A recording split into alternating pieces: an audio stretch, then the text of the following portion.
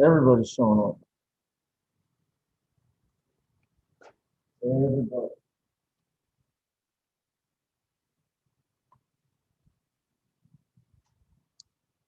Okay. Put the door on.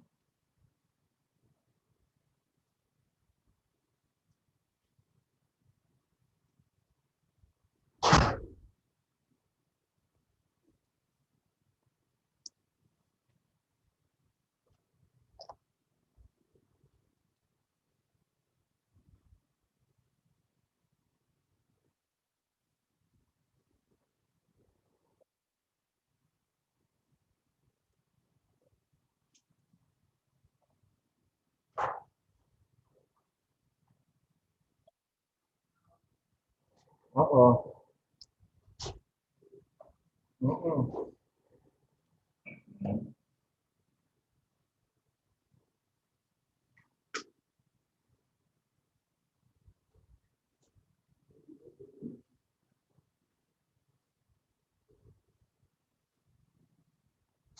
All right, it's 12:30. Get started. Lord, thank you for bringing us together this afternoon. Thank you for all the blessings that you've given us. I pray that you continue to do so, Lord. Just help us make it through the rest of the semester. Help us have a strong back half and keep going. In your name we pray. Amen. All right, guys, we are in week 8. That means we are past the halfway mark. I will, like in the announcements, this week post a link, a survey monkey, where you guys can give me mid-semester feedback, right? Also, the school sends out the mid-semester EOPS things, right? Feel free to fill those out as well. The one through SurveyMonkey that I'm going to run gets me the information much faster because, you know, the one that the school sends out, I won't get any feedback until the end of the semester, which doesn't really help me to make the class better midstream. So I will post that sometime this week. I'll give you guys like a week to fill it out. It's just like 10 quick multiple choice questions. So I would really appreciate it if you fill it out. You don't have to. It will be, it's 100% anonymous, all that stuff. Okay, great. Great. So what are we doing? Yeah. What are we doing? We're going to recap. We'll talk about first order responses to a pulse.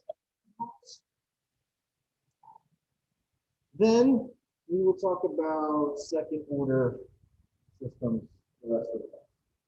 So we're going to tie up first order systems, and then we'll talk about second order systems and all that good stuff. Before I forget, because I'll mention it again at the end of class, but in case I forget, for participation this week, it is contingent on, all right, so first of all, the people who are in the room, when you come, I want you to throw up your fanciest Halloween background for the Zoom call, okay?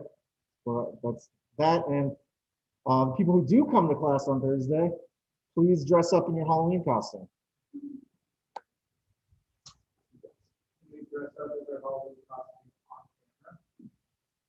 If you want to, yes, Sean.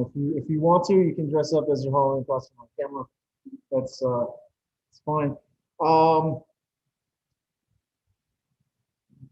There will be mandatory fun at the end of class. It's the best kind because you have to have it and it's mandatory. So there's that. It's not supposed to be ominous. I know, Trevor. I'm working on being less ominous. That wasn't supposed to. We're gonna do a Kahoot at the end of class. It's gonna be Halloween themed.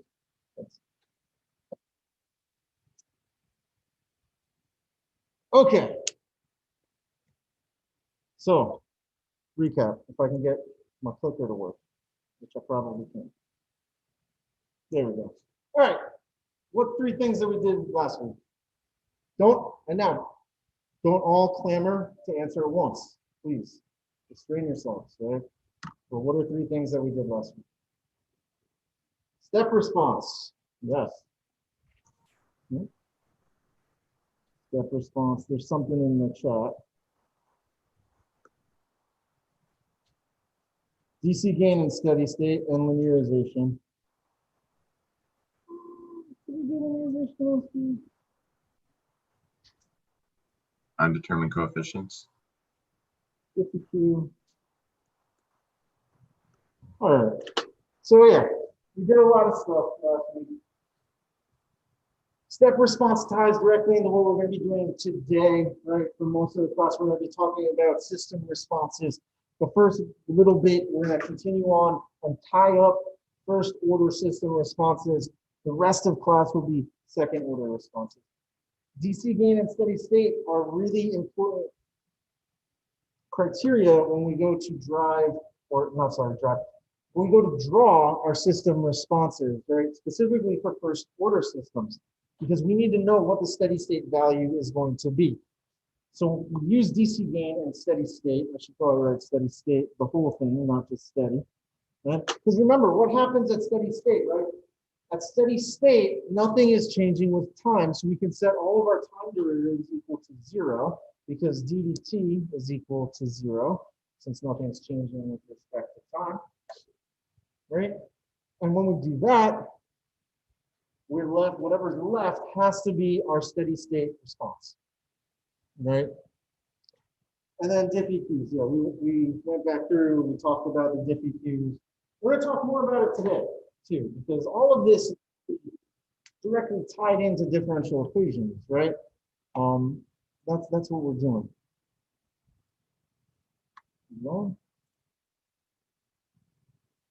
Here are the standings as of last week, right? White liver, Zoom engineers, Dr. D sanitizers, SDCK, uncalibrated calipers, in the bag, Warzone, yikes, static waffles. Michael Scott Paper Company, 185.31, Quizzard Lizards, Matilda's Pointing Compass, Zero Division, Swarm Lords, Doctors without doctors. So we stand plenty of opportunities after the halfway mark for us to get more points. So stay tuned, right? All right, response. All right. So the response is the result of some input, right? And we talked about this when we talked about diffie-qs, right? In differential equations, the entire response of a system is categorized as the homogeneous or the unforced response and the forced response or the particular solution, right? And both of those things together make up the complete response.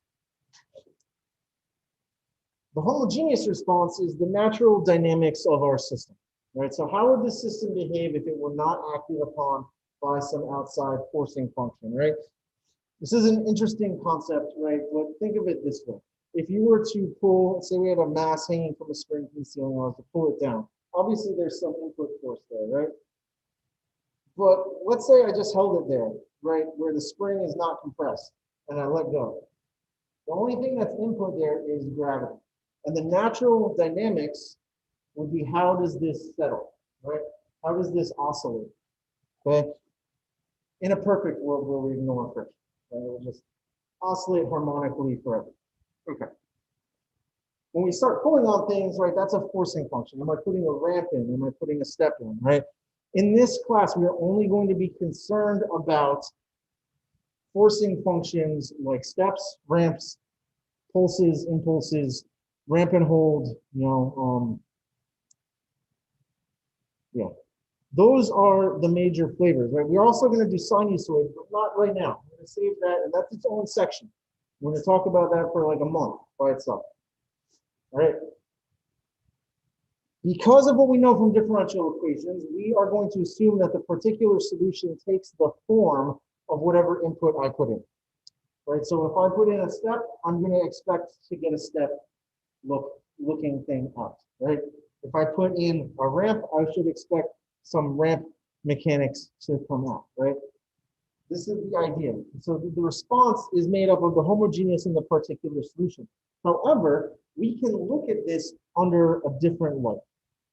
And instead of calling it the natural and the forced response, we can talk about all the things that change with time and all of the things that are steady. Right, so the transient portion of our response and the steady state portion of our response.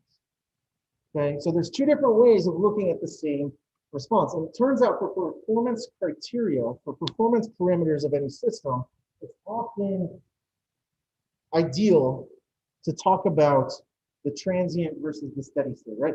Think about it. You're designing a machine, right, to be run in a factory. You want to know how long is it going to take you to reach steady state. You want to know what that steady state response is because it's going to be moving, it's going to be operating at that steady state for long periods of time. Right? So you want to make sure it gets up and running quickly. There's also other characteristics of our responses that we'll go over today. Sin is, do you want the biblical definition or the actual definition? I'm not gonna, I know it means it's sine. Sine is also, it's like a wave function. Starts at 0, then 90 degrees it goes to 1, then in another 90 degrees it goes back to 0, then it goes to negative, and so on and so forth to make a wave. Cosine is offset of sine by 90 degrees. Okay.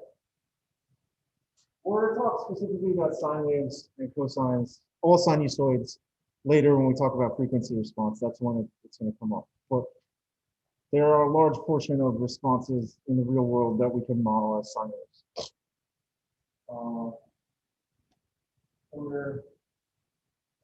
Order of an equation is look at it and see what the highest order derivative you have is, right? Is it first, second, third, fifth, hundredth, whatever? That's the order of the system. Order has implications that we're going to talk about later today in today's class. So we'll say that for a minute. Draw the response. Yeah, we did that. We're going to do it again today. So I'm going to hold off on that one as well. All right, you guys have any other major things that need to be addressed right now? Anybody have any major issues? No? You're all right. All right. I didn't put in the work slide, but things are due, right? November 8th, homework 4, which has been posted. Please try homework 4. You guys can do most of the problems right now. If you're struggling on some of the MATLAB stuff, I get it. We're going to get into that towards the end of the week and early next week.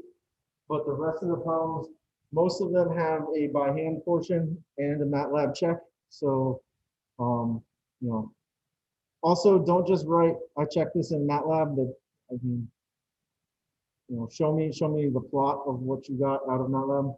Okay. Okay. Cool. So homework due on the 8th, lab 2 the 15th. Lab 2 is posted. I have to get you guys some supplemental material for that. I'll post that later this week. It's not, if you're working on lab 2 right now, let me know and I'll get you stuff that you need. Sean. Same lab partners. You can use the same lab partners or you can switch it up. It's up to you, whatever you want to do. Still teams of 2 to 3. Okay. So then lab is the 15th, homework 5 is the 22nd, and exam the 24th. Right? That's what we're going for. Right. So that's that. All right. So let's continue on and talk about pulse response. So I'm going to put in a pulse wave. Right? I'm going to put in, and what is a pulse? What is a pulse? Remember, a pulse is just a step that we're planning to turn off at some point, right? I put in some voltage, I leave it on, I cut it off. That's my pulse. The equation for a pulse looks like this.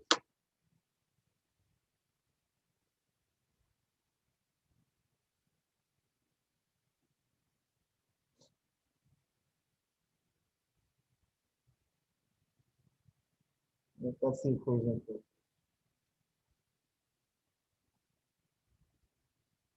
What is it? Well, it's the equation for a step we're just taking something off at the end, right?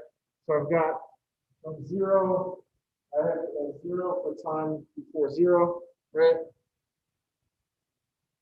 It hits some level P at some point. Between 0 and capital T, and then at capital T returning it off. The block diagram is also there, right, giving us the standard form. Notice that the characteristic equation is in the standard form here, tau s plus 1.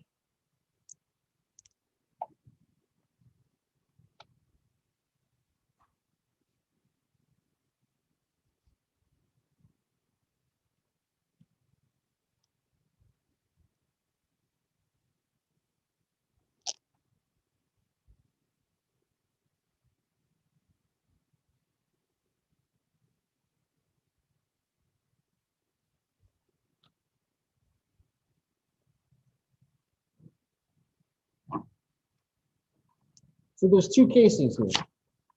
There's two cases that we have to discuss. Right, so we talked about step, right? And we would expect that with a step, when we turn it on, right, we get some exponential behavior to start with, right? And it reaches my steady state and it just holds, right? That's what we would expect. Well, for a pulse, it's a little bit different. There's two possible scenarios. The first is that capital T is much, much greater than my settling time.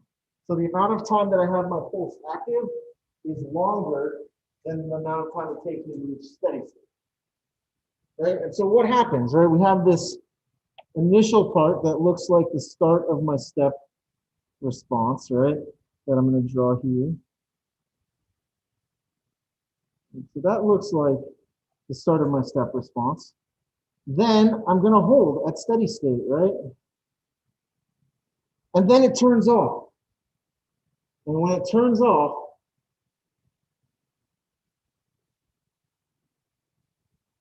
I end up with something that looks like the green line. Okay.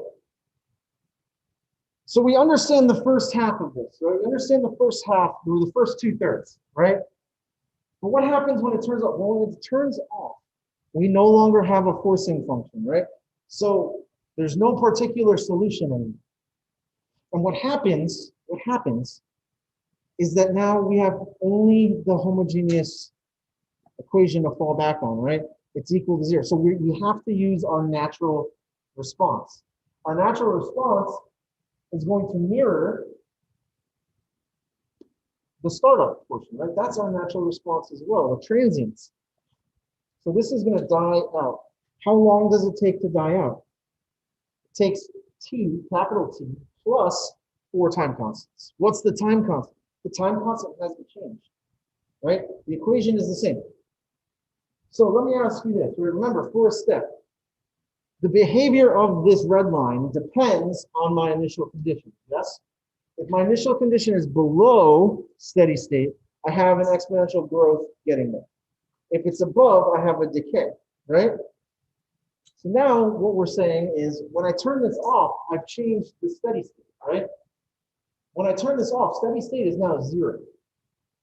And so now I'm starting at an initial condition above 0, so I have to decay down to it. Okay. Does that make sense, right? We're just offloading our response. That's what we're doing. We're offloading it. All right, so that's case 1, right? The other case that we have is, it's a little trickier. But what happens if the amount of time that I have this turned on for, capital T, is much less than steady state? Right, so it's much less than steady state. So what happens, right?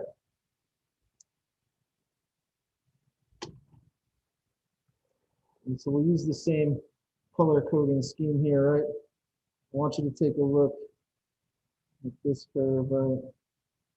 In my previous diagram, and I'm doing it all in solid red there, right? This is what we look like in the previous diagram.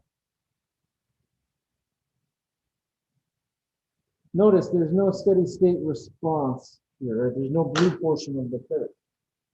So what happens? Well, really, if we're gonna, let's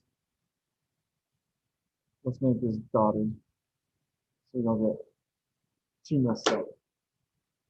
So what's happening here? Right? What's happening? I'm turning this on, and then before I reach steady state, I shut it down. I turned it on, I made a mistake, I gotta turn it off. Turn it on. Oh no, a more not a clip-on tie to the machine shop. I should turn this off. Because from accidents, and I really don't want that to get caught in the machine. Also, as an aside, that's why engineers wear clip-on ties. I had a professor who wore the standard engineering uniform in college. It was the blue short sleeve shirt with the clip-on tie and the and a pocket protector. It was basically the reincarnation of Dilbert, like the real life Dilbert, basically. He was a really nice guy. Really liked him. But standard engineering uniform, right? Anyway, so what happens? I turn this on, right? In a normal circumstances, right, turning this on means it's a step, right? And so I have this step response, right? And at a certain point, I turn this off. And so I stop that step response cold where it is, and then I get my natural dynamics to turn it off, right? This is actually a superposition of two responses. This is the superposition of my step response and the offloading response. So if I come back here, right? I want you guys to look at this. Say this is the time that I'm turning it off, right? I've turned it on. This is now time T. I turn it off. Well, isn't this just gonna follow this curve? Right? Isn't it just gonna be the same as the green one over there? I'm just sliding it over. It's still gonna take 4 tau for it to settle because that's just how it works, right? So it's gonna be slightly less steep. And you can see that when we get, sorry, you can see that in this one, right? It still takes 4 tau to settle out. It doesn't matter if it reaches steady state or not. It still takes the same amount of time to settle. 4 tau plus wherever I stopped. T plus 4 tau. Okay.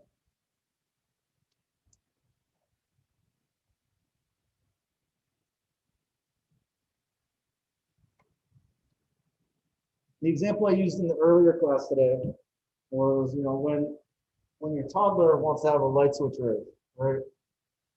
But I realized as I was saying it that that's not really a great example because your toddler will never beat the time constant on your light switch. It's not going to happen. Okay, it's just not. You have to be really quick. And if you, almost I'll stop now. You guys have any questions on the 2 different response cases, right? So this is a pulse. Now, remember, pulses and impulses are really tied together, right?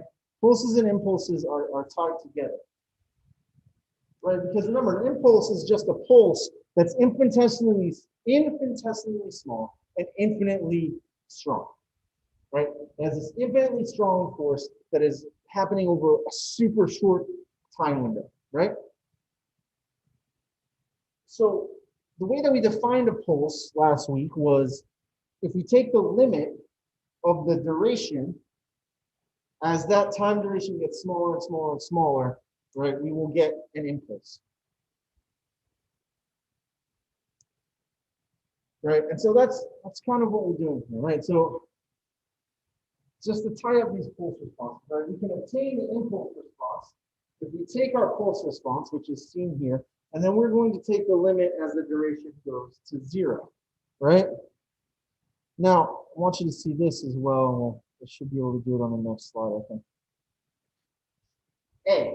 What is A here, right? Because we used A earlier when we talked about a step response last week on Thursday. Is this the same A? No, it's not. This A is a different A. This A is actually the area under the curve, right? So remember, when you have a step, right, where you have a pulse that goes up to some P,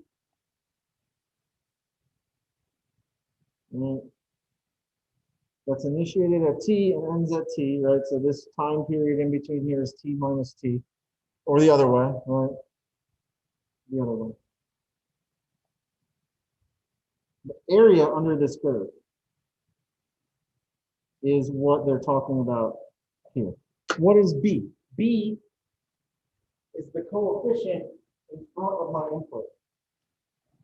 B is the coefficient in front of my input. So, Is that e to the negative t over tau? yes. So the question was, is that e to the negative t over tau? And yes, that is e to the negative t over tau in the first one, and then the second one is e to the negative quantity t minus capital T over tau. So that's the area under the curve, right? And so if we wanted to create an impulse, we understand how a pulse works, right? But we want to create this impulse, so you have to take the limit of the time duration, right? And we're going to make it smaller and smaller and smaller, and it's going to, right? And the strength has to stay the same, right? That's how it works. Right, so if we do that, we can take the limit as t, capital T goes to 0. And what we end up being left with is down here after we apply L'Hopital's rule, which we'll go over more in depth later in the semester with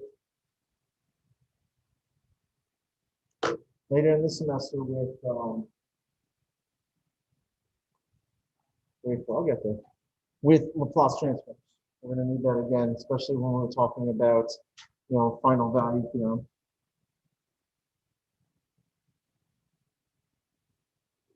That's the punchline. An impulse response can be modeled as the area or the strength of my impulse times B, which is the coefficient in front of, that's the coefficient in front of my, it's the coefficient in front of my, in front of my input. My brain is just not firing, guys. I apologize. It's going to happen a lot. Divided by tau. So once again, first order system, one of the most important things that we need to find is tau, right? Tau, that time constant, is hugely important for us being able to characterize our system. Okay. All right. You guys have any questions so far? Sorry, what was B again? I was writing everything down. B is the coefficient in front of my input. So we'll talk about it again when we get to standard form. Okay. It comes from the standard form equation. Oh, that thing, gotcha. Okay.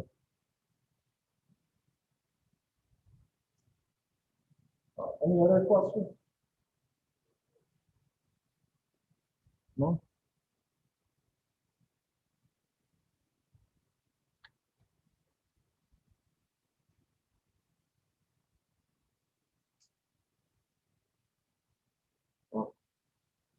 So let's try one. Let's look at this.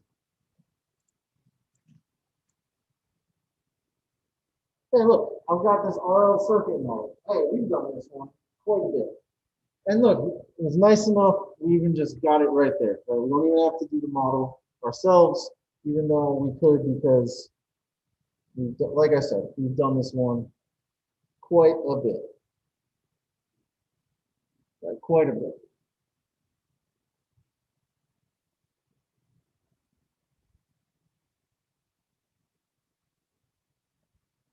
What is the time constant for this system? I'm going to ask you guys this. What is the time constant, or how would you find the time constant for this system? 0.02. 0.02. No, how'd you get that? It is 4 times the tau. So that's So I divided 0.08 by 4. So that's the settling time, right? Is 4 times tau.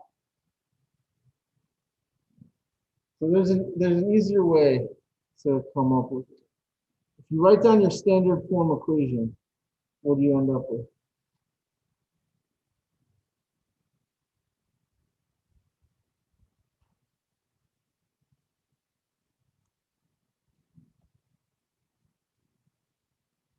So what's the standard form equation look like? Yes. Oh yeah, it would be the number in front of I dot. Because our standard form equation is tau I dot plus I is equal to B times E in, or no, U.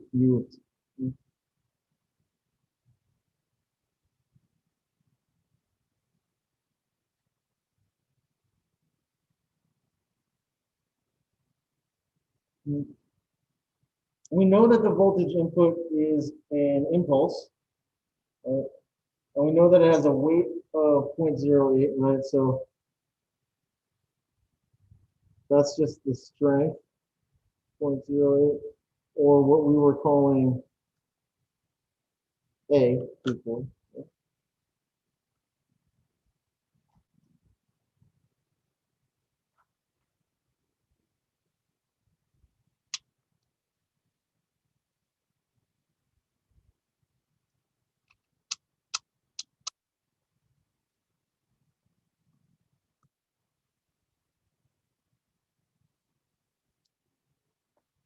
So what else do we need if we wanted to draw this, the first order system, right? I need tau, I need settling time. But hey, this is interesting, right? Because this is applied at 0.1 seconds. It doesn't start at 0, right? So there's going to be nothing going on in the system. And then we smack it with some voltage, right? And then that produces some sort of response. Okay. So why don't we talk about the steady state? The steady state. Here. Putting it in quotation because it's not really steady state, right? We're really talking about what is the maximum value that we can hit here. Right? Remember, we're going to do this when the transient is gone, right? So we smack this, right? Smack this, something happens, it hits, it spikes up, right? And at that point, all of my transients has died away for like an instant, and then it'll be back, right, as it's falling down, right? So think of it this way, right? I throw a ball up in the air. Once it hits the height, it actually stops for a second while it switches directions of its velocity, right? It's really small amount of time, but it does. So if that's the case, we can kind of use DC gain to figure out what the current will be at its maximum, right? And if we do that, so that's going to be tau I dot plus I is equal to B times E in of 2. Right? So I'm going to divide through. I'm going to divide through by tau. Right? Oh, no. Pick up. Right? So if I wanted that, it would just be this, right? Was that enough? Right? No, that can't be right. Well, let's go back to the drawing board. Didn't we just come up with an equation that said this? Right? Didn't we just say that?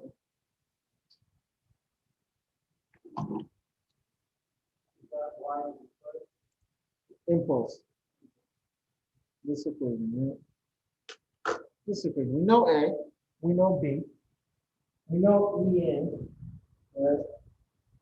We know all of these. We know all these things. We know all these things.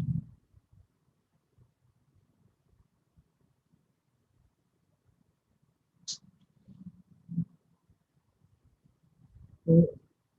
So we can plug all these things in here. What do we say A was? Well, that's 0.08. B is 0.833.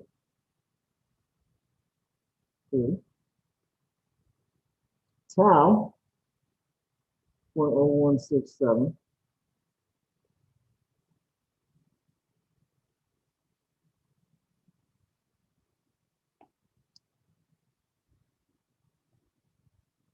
T is equal to T1, right? Which is 0.1. Divided by tau. 0.016.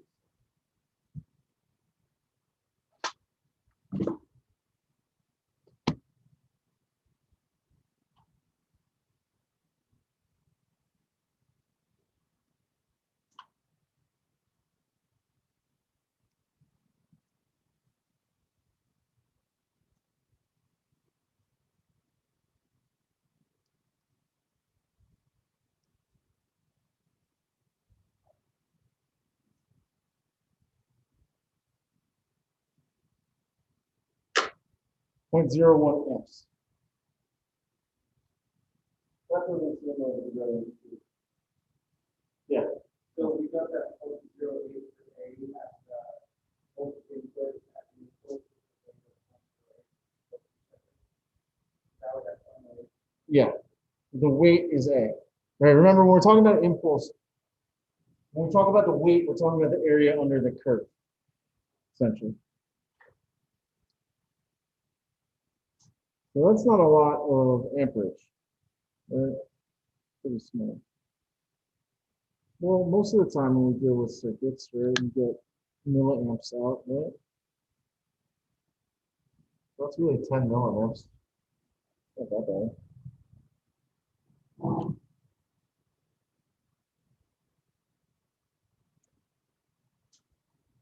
There's one more thing that we need. We need to find our settling time. That's 4 tau. And 4 tau is 4 times 0.0167. Sorry, not 1. 0.0668 seconds.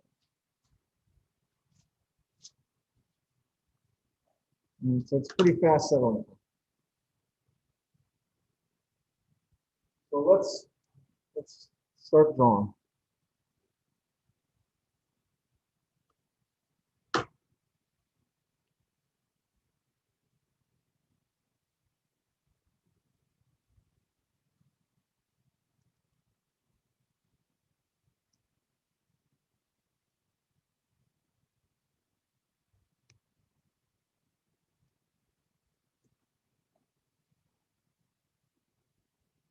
I'm going to have time in seconds.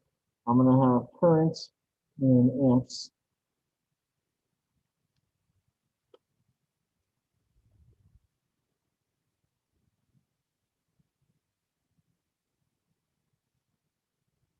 I'll have that, 0.01 and 0.02. In terms of time,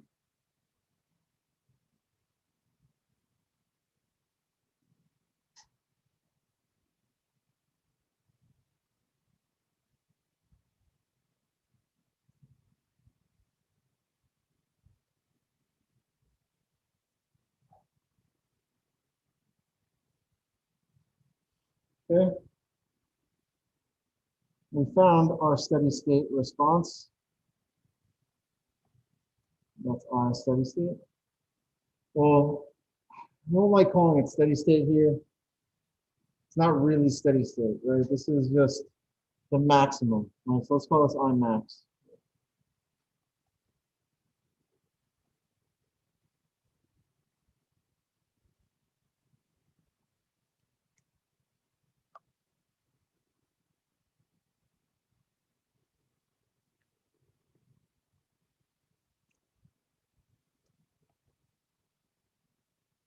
We know that this is 0 until we hit 0.1. Right, once we get to 0.1, what happens? We turn it on, right? Instantaneously pops up to here. Once it's off, which also happens at 0.1 seconds, it decays down. How long does it take? 0.1 plus 0.0668 seconds. So roughly to about there.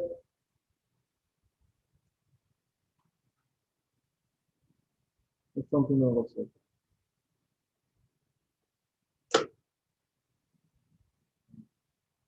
Cool. All right.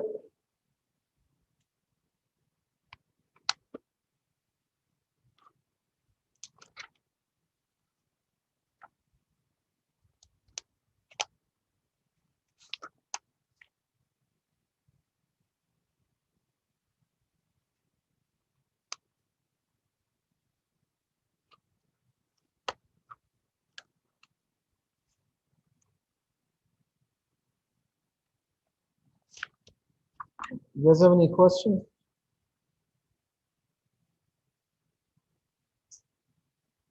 That is supposed to be an exponential decay. It's supposed to be an exponential. No questions? That we think that what we did earlier, see that 4 times half. Yes. Right, so that decay is defined, the length of time that it's going to decay for is 4 tau, right? But remember, it starts at 0.1. So it's 4 tau beyond that 0.1 second. 0.0668 plus 0.1. So would there be a question like how much time until the decay? The answer would be 0.1668. I mean, potentially, but if you're gonna get something like this, like on a homework or an exam, it's gonna be like draw the response, and you'll have to answer that question in doing so, right? Because that's where it's gonna stop. I didn't know if there could be like that previous question with like how far from the heat is Right. decay or how. No, I'm not gonna ask anything like that. It's gonna be mostly.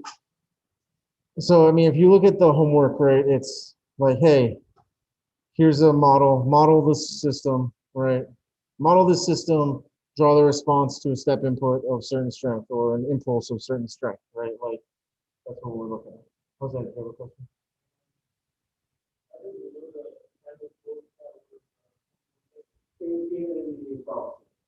Yeah, so sorry if I didn't make that clear. The question was, how do we know that it starts at 0.1 seconds?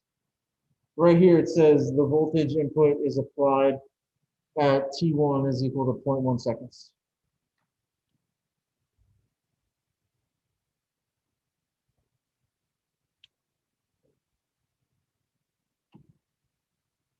Any other questions?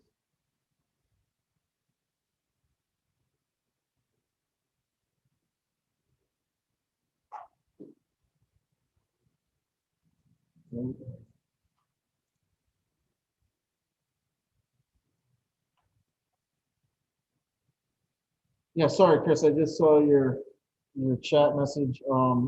Noah's right, it was given as in the problem statement. Right, we're told the weight, whenever you told the weight of a pulse or an impulse, that's telling you what the area under the curve is. Right? Telling you what the area under the curve is. Thus ends first order systems. Ish. Right. So we're gonna move on to second order systems. Okay. Now, hopefully it doesn't surprise you at this point in the semester, but many systems can be modeled as such. If that is surprising, if that is a surprising thing, please come to office hours. We need to talk. For a mechanical system, that would be like a spring mass damper. For an electrical system, that'd be like an RLC circuit. Turns out that several higher order systems that are very complex, like the aircraft, have dominant modes that display the basic second order system response. We'll talk a little bit more about that in a few minutes. In many cases, we're able to predict the behavior of a second order system based on several key parameters instead of solving the entire system response. So if we can figure out a couple of key parameters, we should be able to determine everything that we need to know about a response as opposed to having to do the differential equation. That's the idea. But what are those parameters? Great question. We'll talk about them in a minute, but before we get there, we need to talk about the roots. Right? And I told you guys on Thursday that we're going to spend a long time talking about the roots today, right? And that would be very entertaining and everybody would be really excited about it. And I know, I can feel it. I can feel it in the room. Feel the excitement. Right, so consider this second order input output equation. All right, y double dot plus a1 y dot plus a naught y is equal to b naught u2, is equal to balance. Right? The natural response, the free response depends on the roots of the characteristic equation. Okay? And we saw this a little bit when I flashed that table last class of responses to differential equations for second order systems, and it said in there that it depends on the roots, and it does. It does. So if we solve our characteristic equation, right, we end up with root locations. How do we get the root locations? Well, if you don't remember anything else about getting roots, you can always use this equation, which is often referred to as the quadratic equation.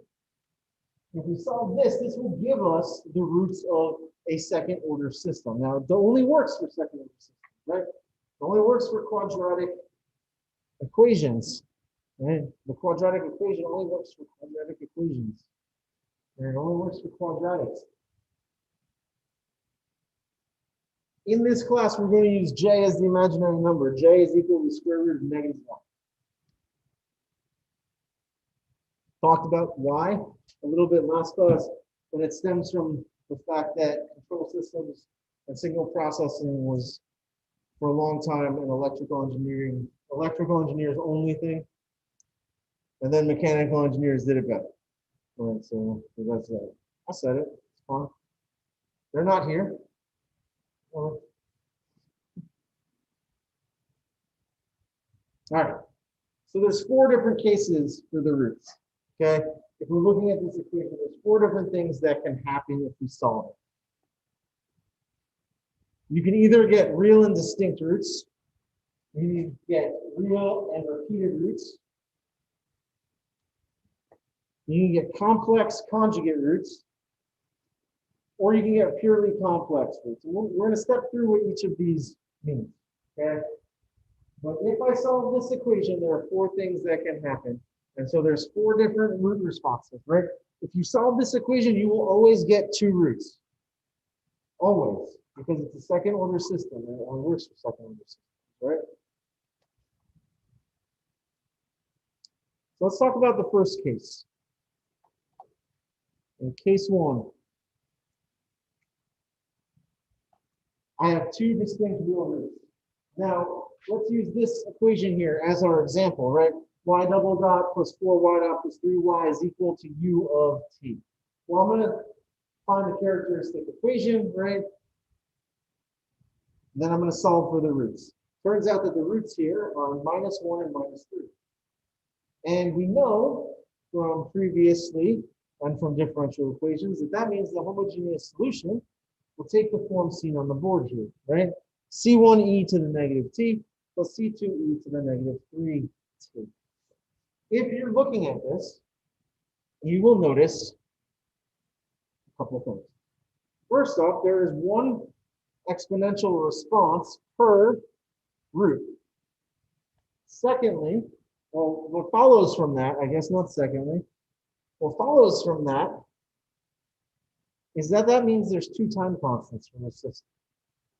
We're going to talk about that towards the end of class, what the implications of having multiple time constants. So in this case, we've got a time constant of what? So remember, a time constant. The time constant is the time that it takes for my transient response to decay by 36.8%, or when when that exponential term is equal to e to the -1. How much time for that C1e to the -t? How much time do I need to have elapsed for that to be CE to the -1? So 1 second, right? What about the next one, the -3t? How much time does that need? E to the -3t. What is t equal to make that e to the -1? I want e to the -1. How do I get 1/3 of a second?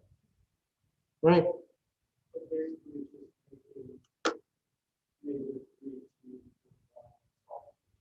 Exactly. All right, so yes, it's the time constant. Remember, if you put into your calculator e to the -1, you're going to get 0.368 and some change. Right, that's more, or I guess 0.367 and change. And round up to 0.3. Okay. So it's the amount of time that it is required for us to get each of these responses down, right? So we've got a time constant of 1 and a time constant of 1/3. The other thing that comes out of this is that we have a stable exponential response. What does that mean? Well, it means that we have an exponential decay, right? As time goes to infinity, this response, the transient portion goes away, right? As time goes to infinity, e to the negative t goes to 0 or goes to 1, right? Everything dies away as that decays. So this looks like this, right? We've got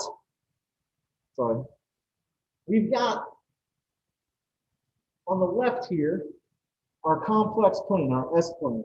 And we can plot our roots on the real and imaginary axes. And you might have heard this in other classes like diffie-qs, right? But when we talk about system stability, we talk about wanting our roots on the left half plane, right?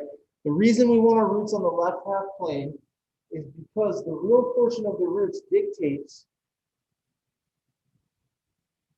what our exponential looks like. We want, for stability, we want this nice, stable decay. We want our transient response to drift away to 0, right? That's what we want. So if we have two left half plane roots here, we have stability.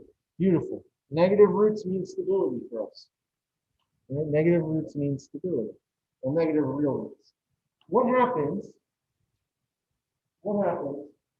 if we change the equation a little bit? And now I get a single positive root, right? Now I'm changing my equation thusly, and it results in roots of 1 and -3. So look at the red circle. What happens here? It is now flipped. The time constant doesn't exist anymore, right? Because E can never be E to the -1. The time constant exists for the second part, but does that matter? No, because as time increases, this will grow and grow and grow forever. It will never stop growing. We will end up with an exponential growth that never stops. So this is an unstable response. So anytime you have any number of real positive roots, your system will go unstable eventually.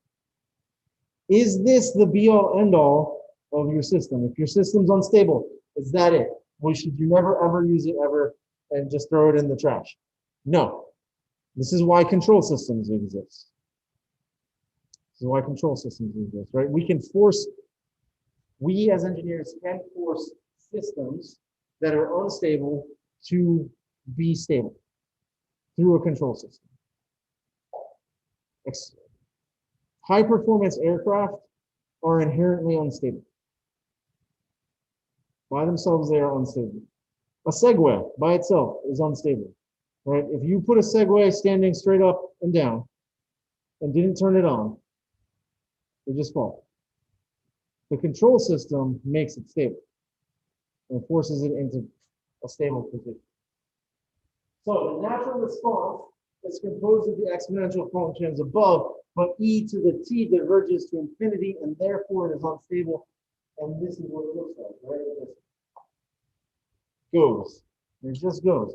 And our roots, you can see here, right? We still have one left half plane root, but anytime we cross the midline and we have a right half plane root, it's done. Doesn't matter if it's one root or 100 positive roots. And what's the saying?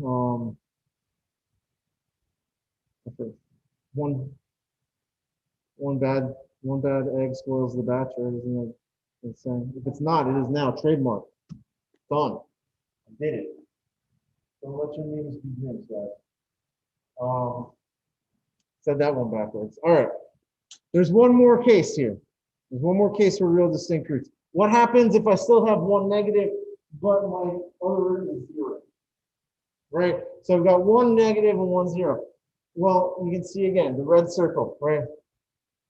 Red circle has no exponential term, right? So this will never die out. Does that make it unstable? No. because it doesn't grow exponentially out of control. It doesn't diverge to infinity. It's going to stop at some point. It's just not going to be zero, right? So the transient response doesn't go away. There's still some remnant of it left once the rest has completed. So we call this marginally stable. Things that are marginally stable, again, I'm going to use the inverted pendulum or the segue problem, right? There exist perfect conditions where the segue would stand on its own, right? It have to be perfect. There have to be no wind, nothing happening. As soon as a little bit of wind hits it, right, it'll drop. This is what a marginally stable system looks like when we have only real distinct roots. So it decays, it just decays to something that's non-zero. And remember, for something to be considered fully stable, the transient response needs to go away completely. It needs to go away completely. This will always have some remnant of the transient response associated with it.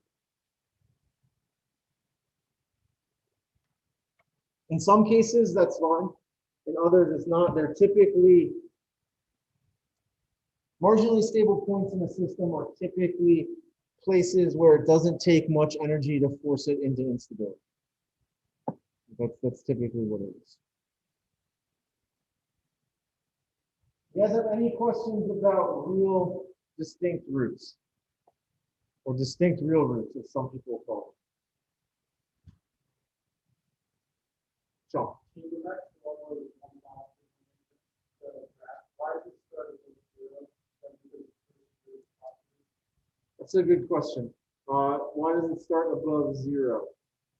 Well, it starts at C1. And so it depends on the initial conditions. Right? So in this case, if we're at zero, this would just be C1, so it's going to start at C1. Question. So remember, the starting point of any of our systems always depends on what is the initial condition. Right? In this class, we are not focusing on control systems, right? That is not within the purview of this class. It is its own class, right? However, some of you might have capstone projects in which you need to implement some sort of controller, right? So some of this stuff will come up again, right? And if you have questions on controls and that stuff, right, like feel free to reach out to any of the faculty. It doesn't just have to be your advisor, right? You reach out to anybody and we'll try to help.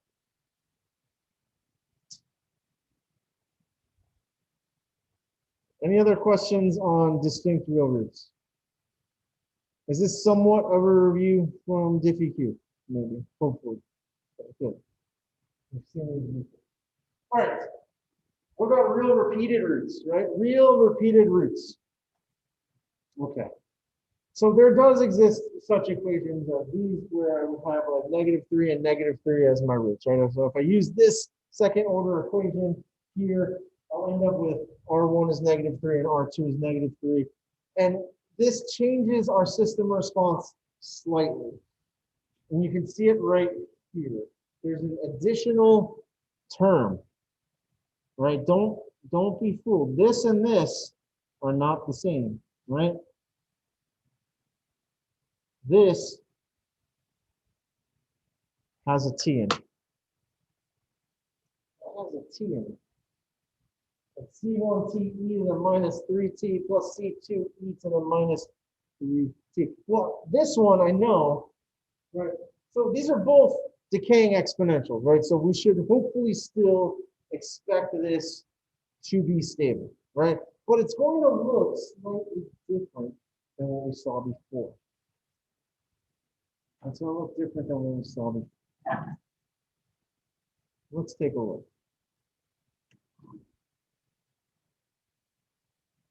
So the way that the book draws this right out, so sometimes when I do this, I draw like that, like I put one there and one slightly above it to show a double root, but the book does this cleanly in this way, where they put the X there and then put the bracket with the 2 to let you know that there's 2 roots there. Right? They're both left half plane roots. And remember, whenever we have a real root that's negative, whenever all we have are negative real roots, that's stable. But look at what our stability graph looks like. There's some initial uptick here, right? Why? Why? Because you have that multiplying the first term times time.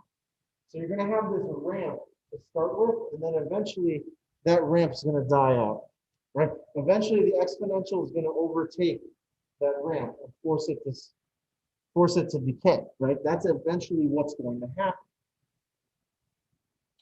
Okay.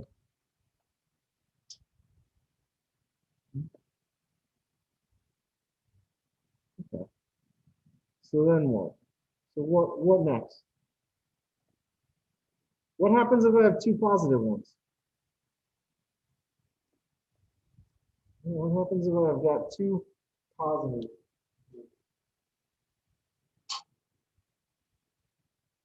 How many positive roots do I have?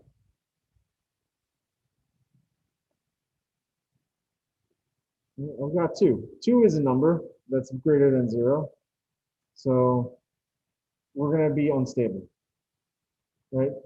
It doesn't matter at the front part. You're going to have a little bit more of a slope at the beginning, but it doesn't matter. It's just going to be unstable. And then finally, we've got 2 roots at 0. 2 roots at 0 is also unstable. It's no longer marginally unstable, right? Why? Well, if you have 2 roots at 0, that means the time constant is 0, right? And e to the 0 is just going to be 1. Right? E to the 0 is 1. So you're just left with C1 times T plus C2. So what's that? That's the equation of a line. You're essentially left with a ramp, right? This will never decay, right? It will just continuously grow as a line forever.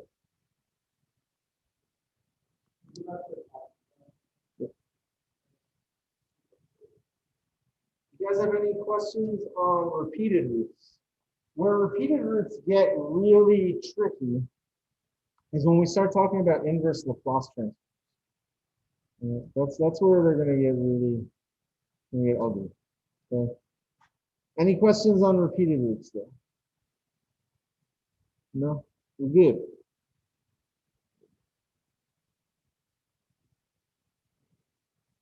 Well, here's case 3 now, right? What about complex conjugates? Complex conjugate is a fancy way for us to say that. It's a fancy way of saying something that has a real and an imaginary part. Right, so if we change our equation here one more time, and we solve for the roots, we'll get -2 plus or minus J5 or 5J. So there's a real component and there's an imaginary. So if we write out our homogeneous solution, we'll get something that looks like this, right? Where C1 e to the -2 plus 5J times time, right? And C2 e to the -2 minus 5J times time, right?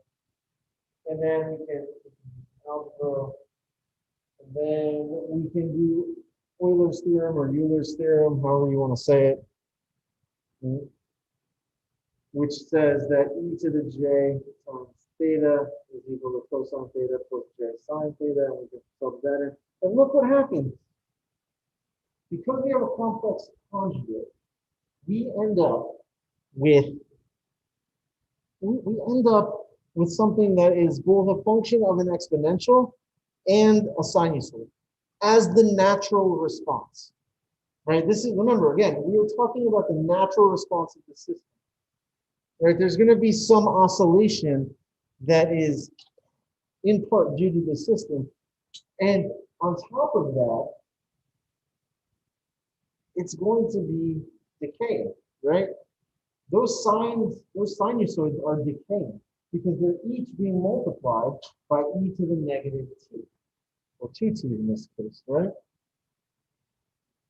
Now, it's important to recognize this, right? Here's the real portion in red, and here's the imaginary. Okay? The real portion defines our exponential. The imaginary portion defines the operating frequency. That frequency is in radians per second. And so just keep that in mind, right, when you are doing things. And if you're interested in getting correct answers, right, maybe put your calculator in radians. Just throwing that out. Sean. What's the reason why the speed was from C1 to C4? It's because, so they went from 3 to 4 because we've changed the cosine and sine. Right, so by going through Euler's theorem, we have changed the format. They're equivalent, but the way that you would solve for them is going to change what the C is going to be a little bit.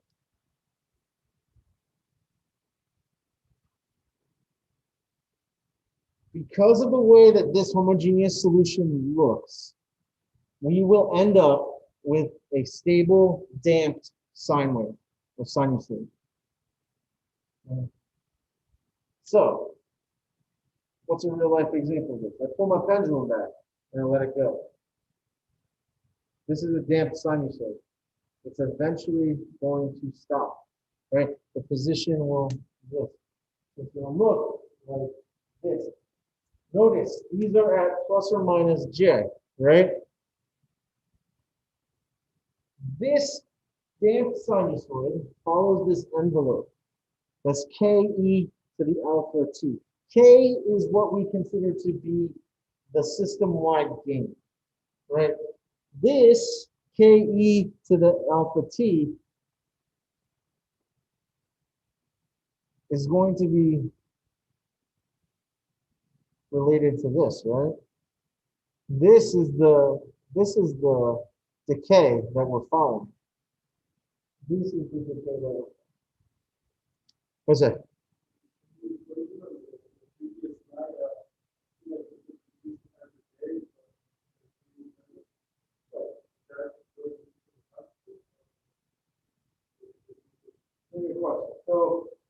So Jose's question was, why does the substitution for Euler's theorem have a J, but our equation does not have a J? The answer lies in partially due to the constant, right? That's C3 and C4. But also the fact that it has to do with the constant, but also is the fact that this 5 is the J, right? So we're changing it from an angle displacement into a frequency displacement. So in here, 5 times t gets me back to radians, which is theta, but this 5 is the imaginary component. Right? So that J is then you take whatever real number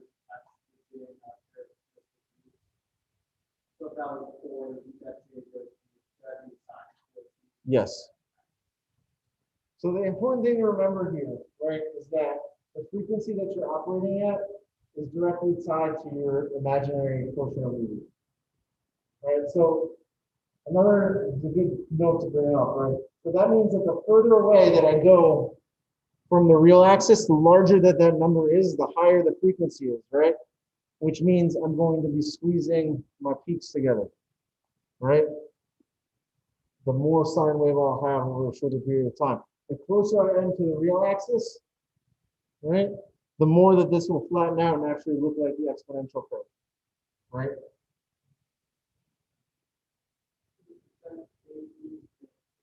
Alpha t, or alpha is greater than or less than 0.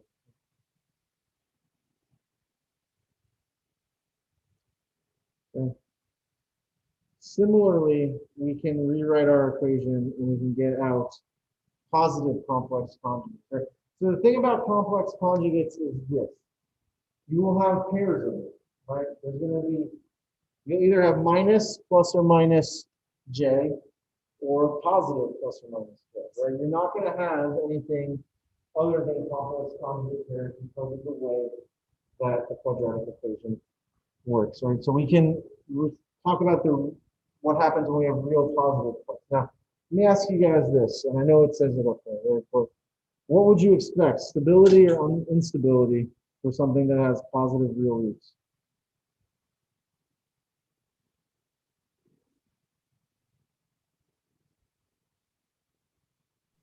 Unstable.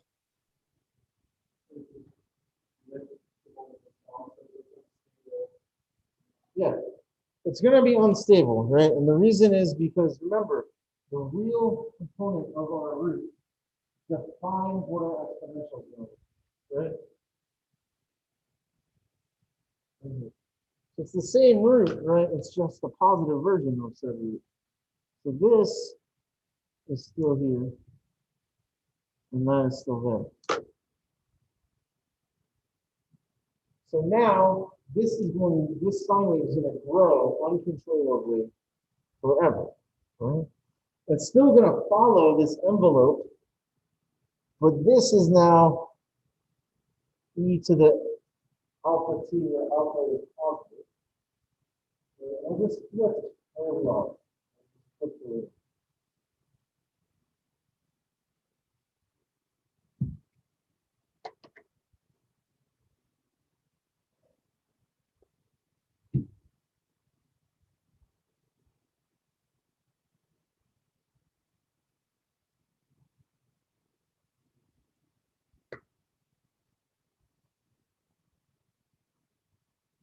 Okay. There's one more case that we're talking. You guys have any questions on complex conjugates? So understanding the root responses, or at least what to expect when you get a specific root response, is ridiculously helpful for the rest of the things that we're going to do. I can't stress how important it is to understand what to expect, because if we know what roots mean in terms of what responses we should be getting out, then we already know what direction we're supposed to be in. Okay? There's one more case. You guys have any questions on complex conjugates?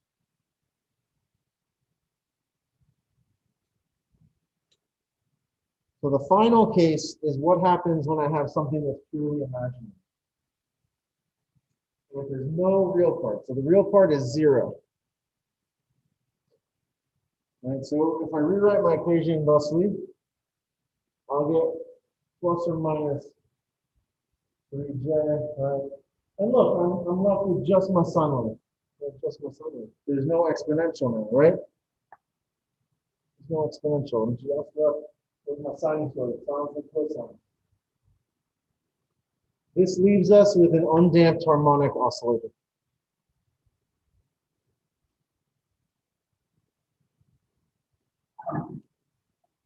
What does it look like? This looks like this. We consider this to be marginally stable, right? Because it doesn't grow exponentially forever. It doesn't shoot off into infinity. And in fact, when we talk about frequency response, we can actually define somewhat a steady state response for our sine. But this is just going to oscillate forever. Now, again, I'm going to make this point again, right? If you look at the imaginary axes, the further away you get from the imaginary axes, the higher the frequency, right? And so the more sine waves you get grouped closer together, right? Turns out that the higher the frequency is, the more frequent the thing becomes. Not just a clever name, right? So the closer you get to the real axis, right? If you brought these back down to the real axis, right? You'd be in trouble because you'd have 2 repeated roots at 0, which forces you to be unstable. No.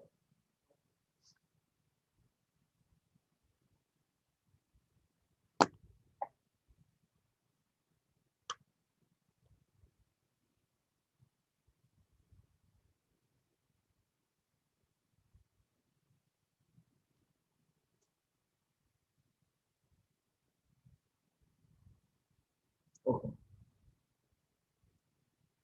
Those are the 4 root cases and all of their sub-cases that tell us about system stability and instability. In this class, we're going to try to focus mostly on things that are stable as systems, right?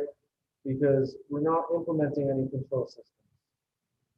Right? What's the first step if you were going to do a control system? Right? It's going to be this stuff. You've got to come up with the model. You have to understand how what the natural behavior looks like and how it's going to respond to a forcing function, right? If it's going to be unstable naturally, applying a forcing function is not going to make that better. What do controllers do? Controllers change the dynamics of the system in some way. To do what? To do what you want it to do instead of what it wants to do. It's the parents of the engineering world. Okay?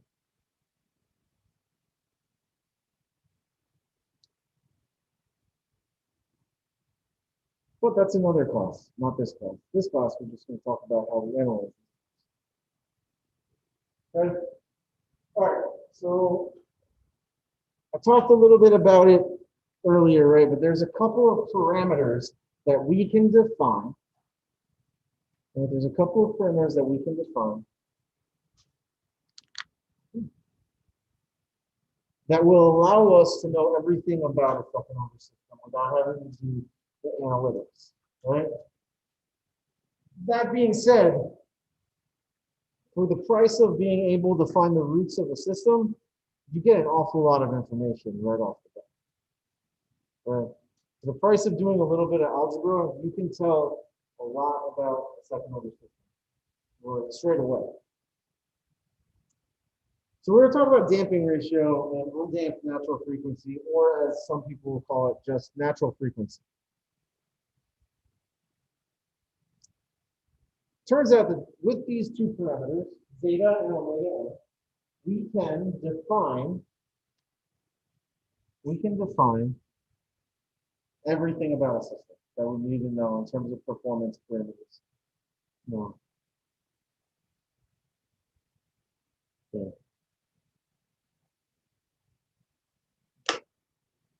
Sorry about the formatting there. So let's look at our generic second order equation here, right? Y double dot plus A1, Y dot plus A naught. Y is equal to about.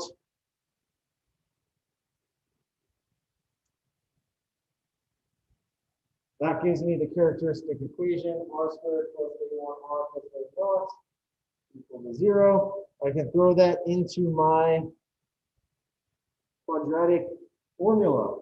And if I do that, a couple of things happen, right? So we already know that there's 4 cases, right? I can either have something that's complex, I can have something that's purely imaginary, or I can have something that is real and distinct, or something that's repeated. Well, imaginary is kind of a special case of complex, right? So let's not worry about that right now. So if, in this equation, if 4A naught is larger than A1 squared, that's going to force my radicand, right? That's a fancy way of saying everything under the radical, to be negative, right? Which is going to force this to be imaginary, right? So if that happens, I will have a complex root, which will give me a damped sign. Okay.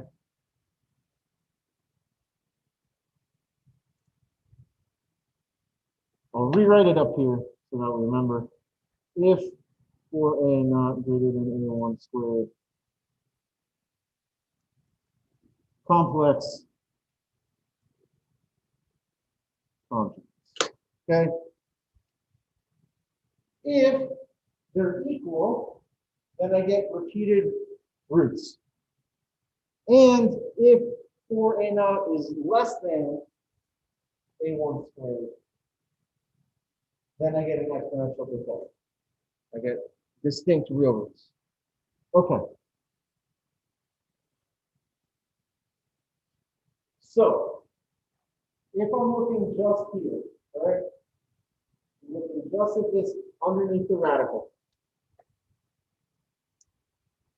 When those two things are equal, we consider this to be our critical transition point between an overdamped and an underdamped solution, right?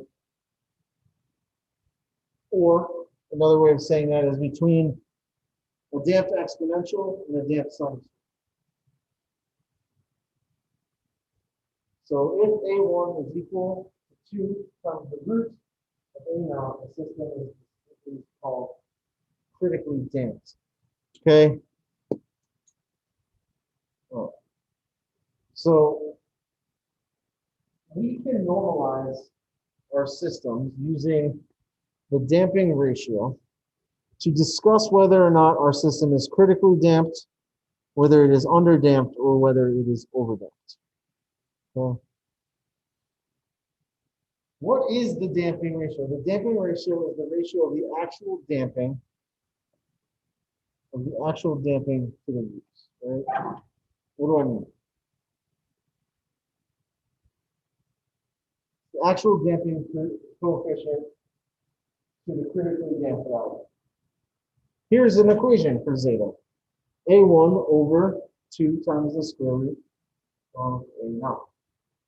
All I've done is I've taken that condition on the previous slide and I've created a ratio out of it, right?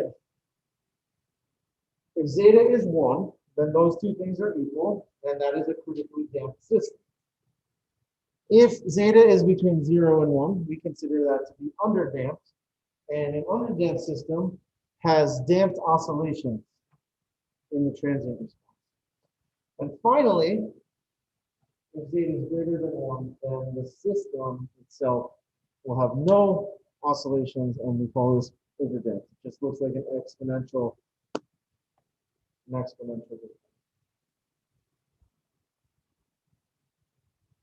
All right.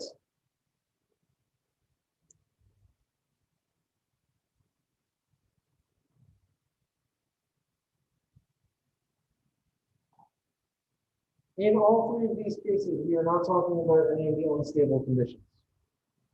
If you have damping, right,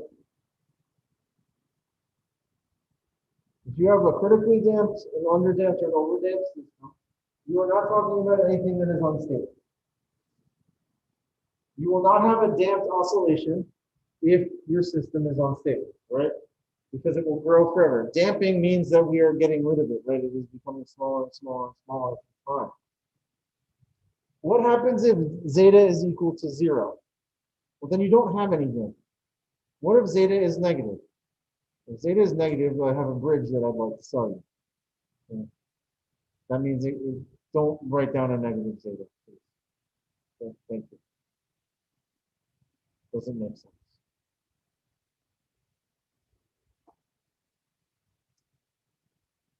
Okay.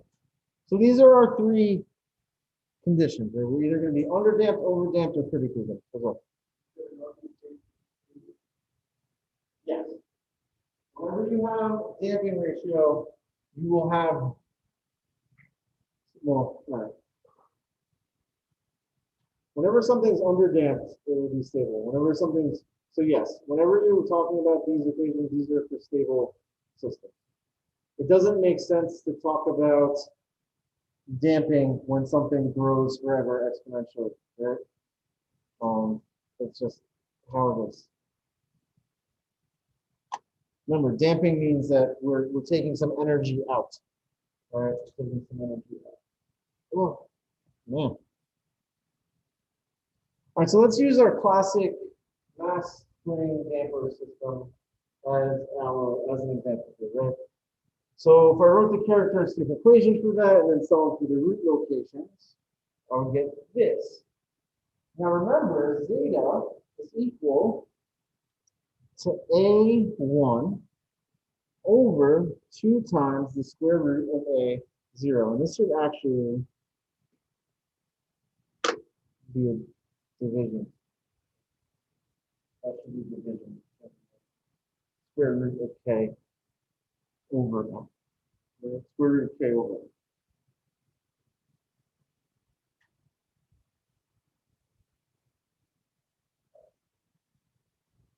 So in a real system, right, we can talk about this. And so it's the ratio of the actual damping coefficient to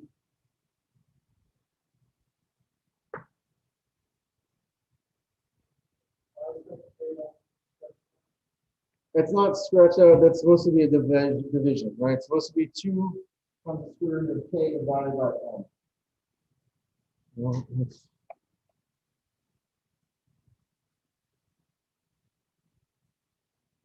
of that. Okay. That's what it's supposed to be.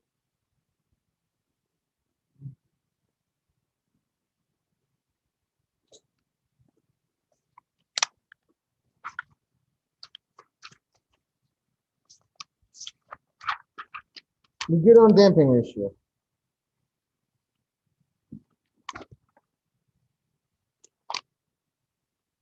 Okay. We can do the same thing for an electrical system. We can do the same thing for a pneumatic or hydraulic system that we can apply all of these things. Now,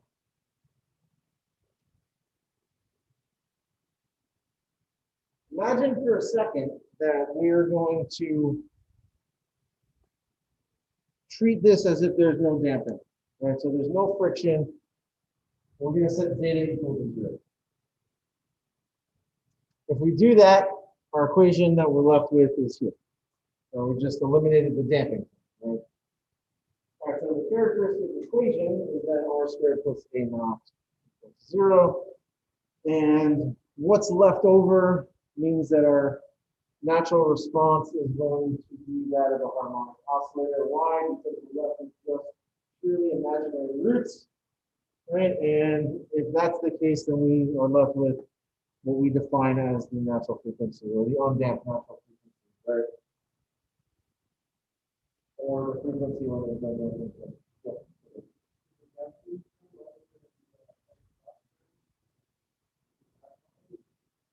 So yeah, the question is,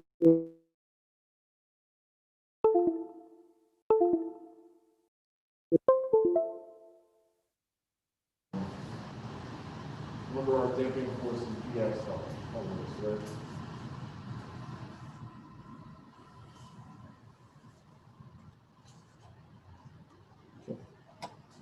So that's, if there's no friction, we'll always have, Right, so we're saying if we ignore friction, this is our undamped natural frequency, right? So in a vacuum, right? If you were to do this in outer space where there's presumably no friction, I don't know, I've never been there. There might be friction, I don't know. I've heard that there's not, but right, we do our mass spring, we let it go, and it will just oscillate forever, right? Just oscillate forever.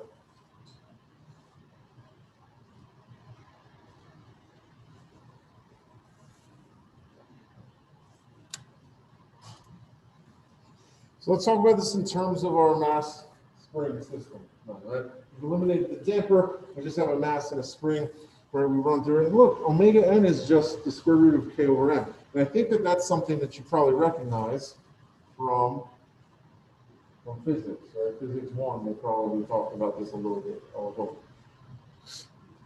If not, that's natural frequency for a mechanical system, right? Square root of k over m.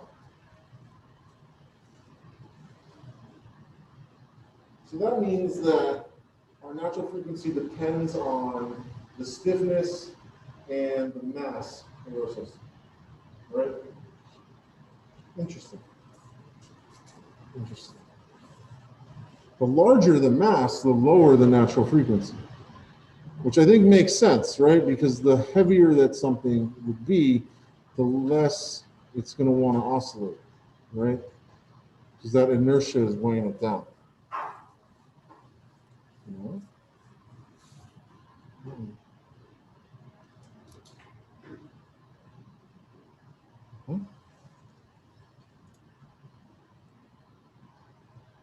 Apparently no. Okay.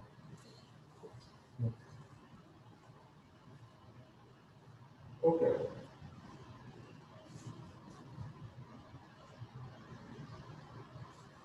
What's going on?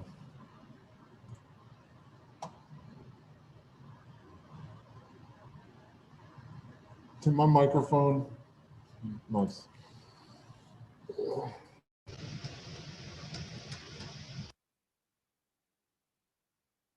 Maybe that changed it. I don't know. We'll find out.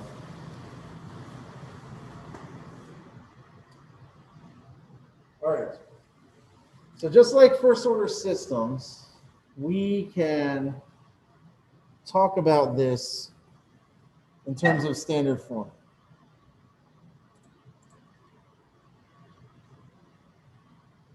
We can talk about this in terms of standard form, right? What does the standard form for a second order equation look like? Well, it looks like this equation up here, right? Look, we've got y double dot plus 2 zeta omega n y dot plus omega n squared y is equal to some input. Okay, normally, we end up with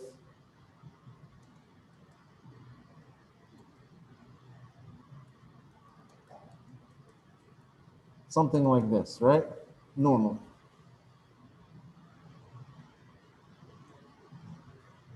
So how do we get our equation into the standard form?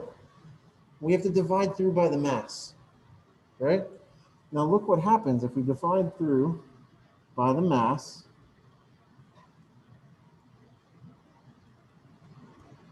We end up with y double dot plus b divided by m y dot plus k divided by m times y is equal to 1 over m u of t. So just like when we had our first order system, right? We can draw parallels based off of putting this in the standard form, right?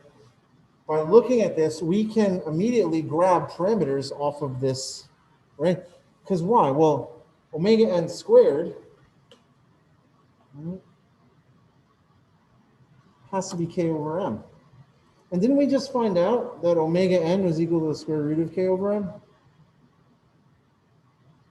So that translates to what we just found out. 2 zeta omega n is my damping coefficient divided by my mass.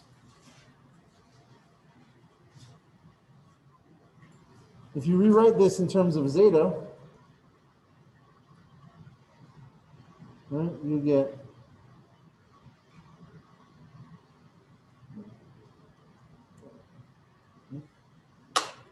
what we got in our equation, right? So if we have our second order system, we can start, and we're given coefficients, we can start to piece together what is zeta and what is omega n. Why is this important? Because I'm going to show you in the next few slides every performance parameter that we're going to talk about in terms of second order systems can be written as a function of zeta and or omega. So the game here is find zeta and omega n and then plug and chug your way to victory.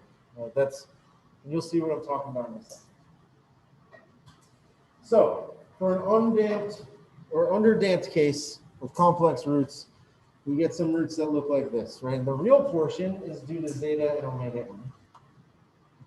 The imaginary portion is omega n times the square root of 1 minus zeta squared. And this part right here, we'll define it on the next slide, but I want you guys to see it, is what we call the damped frequency. What is the damped frequency? Well, it's my natural frequency minus the effect of the damping. We're dissipating something by damping.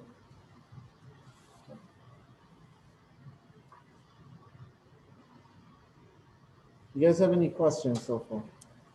What is it? Anything? No?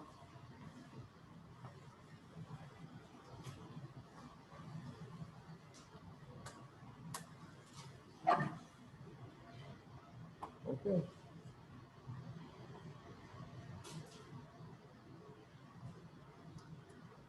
The remainder of class, and really anytime we talk about second order systems, is going to be us talking about underdamped second order systems. All right. So recall that when we talked about it, when we have something that's overdamped, right, this looks like an exponential curve, right?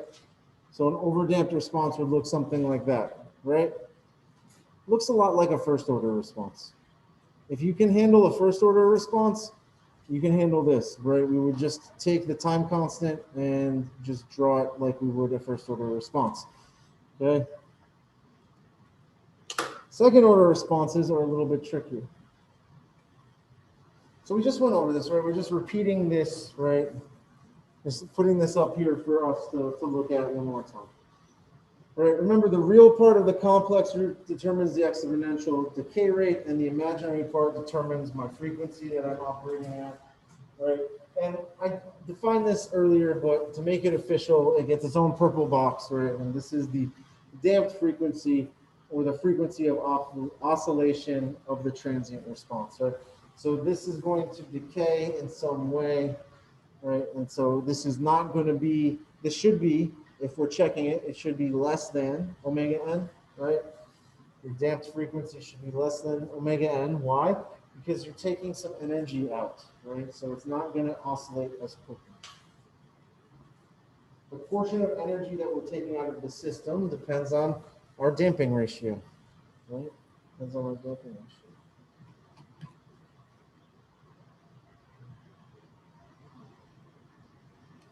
If we were to draw this on the complex plane, if we're to draw this on the complex plane, right, here's a complex conjugate root pairing.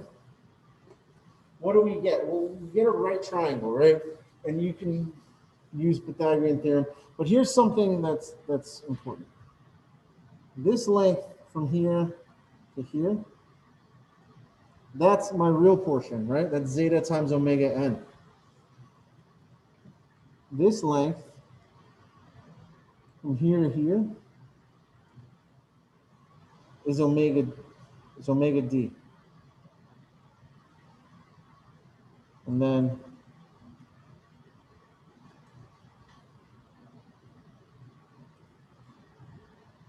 that's my natural frequency.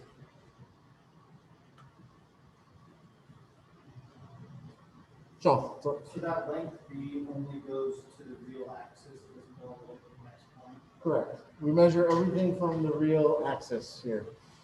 The complex conjugate is going to have, and that brings up a good point, right? The complex conjugate should have the same omega d and should have all the same parts. It's just that the angle is going to be negative instead of positive, right? So the angle theta there, right? There's some things that we have to talk about, right? So when theta is equal to 0, this is the same as my damping being equal to 1. So when theta is equal to 0, damping is equal to 1. What does that mean? That means that I'm real and distinct roots, right? Which we said that if zeta is 1 or larger, then we would have an overdamped system. So things that have distinct real roots are overdamped by definition. Well, I'm sorry. Let me rephrase that. In this case, we have a complex conjugate pair. Okay. If you bring both of those closer, right? If you move theta, those lines are going to converge, right? They're going to converge on the real axis. When they converge on the real axis, that makes a double root at one point, right? Double roots are critically damped, zeta is equal to 1.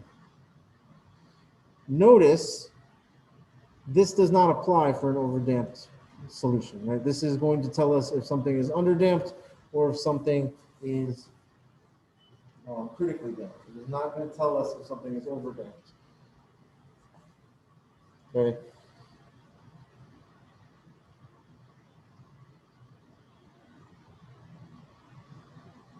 The other thing to notice is that the cosine of theta is equal to my damping ratio. And the cosine of theta, opposite or adjacent over hypotenuse, gives me zeta omega n over omega n, which is just equal to zeta.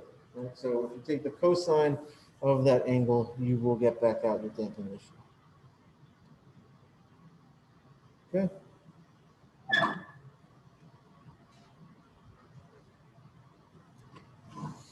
Here's an interesting plot, and this is how things behave in relation to one another, right? So if we had a system, right, so anything that acts on a radial line here, on this radial lines, those all have the same zeta, right? Why? Because theta is the same, right? And so even though you are changing omega n, right, in each of these cases, zeta is not changing because the angle is not changing, right? And cosine of theta is equal to zeta. If you travel in a circle, right? If you travel in a circle, this will always have a radius of omega n. Any one of those points on that circle will always have the same damping ratio. I'm sorry. Natural frequency. There we go. And then finally, the last thing we can talk about is what happens if things are on the same horizontal line. These all have the same omega d, right? Because remember, the damped frequency is my distance from the real axis. Complex roots always appear as complex conjugate pairs and will be symmetric, right? So here's where this is important. And it's not going to come into play in this class. It's not. But this is why something like this is important. You can compare the system response of two different systems based on the roots of the characteristic equation, right? So let's, for example, say that I need to tune my system to have a specific natural frequency, right? But I got it, right? But I have to change my damping ratio.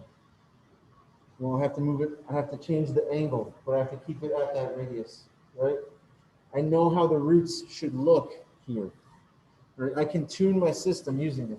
This is not something that we're going to do in this class, right? But it's good to see it and good to understand. If you had to compare two different systems, how would their roots compare and what would their system responses be, right?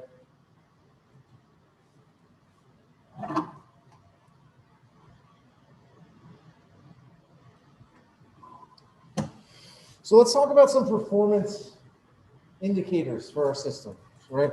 Something that's a little bit more real world that we can kind of wrap our heads around, hopefully, right? So in the real world, right, I've got these performance criteria for underdamped. Now, these will only ever be used for underdamped systems. If you find out that you have an overdamped system and you try to use these, you're going to be sad because you will have wasted your time and you won't get anything meaningful out of it, okay? So first thing that we always have to do whenever we have a system and we're asked to draw the response is check the roots and then test the damping ratio and see if this is underdamped, overdamped, or critically damped. All right, so we need to use our standard form equation. Everything should always be in our standard form for this.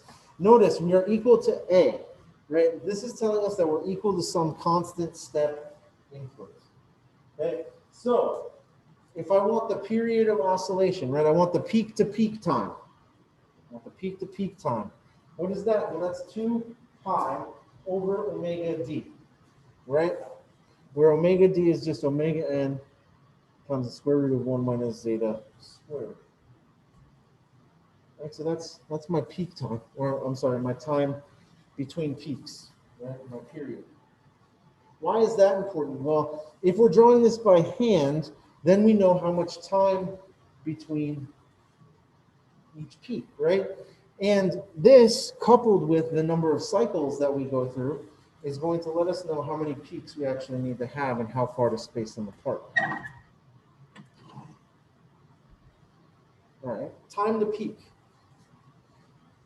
The time to peak is the time that it takes to reach the maximum transient response value. Because this is a damped sine wave, a damped sinusoid, it's going to jump up and come down, and then it will never reach that height ever again, right? If you throw a ball on the ground, the first bounce is going to be the highest, right? It will not bounce that high again. That's a damped sinusoid. This is the same principle, right? This can also be written as pi over omega d, right? Because omega n times the square root of 1 minus zeta squared is just omega.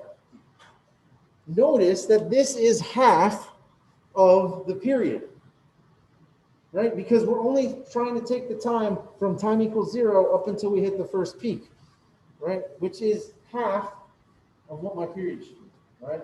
And my period is going to be from peak to peak.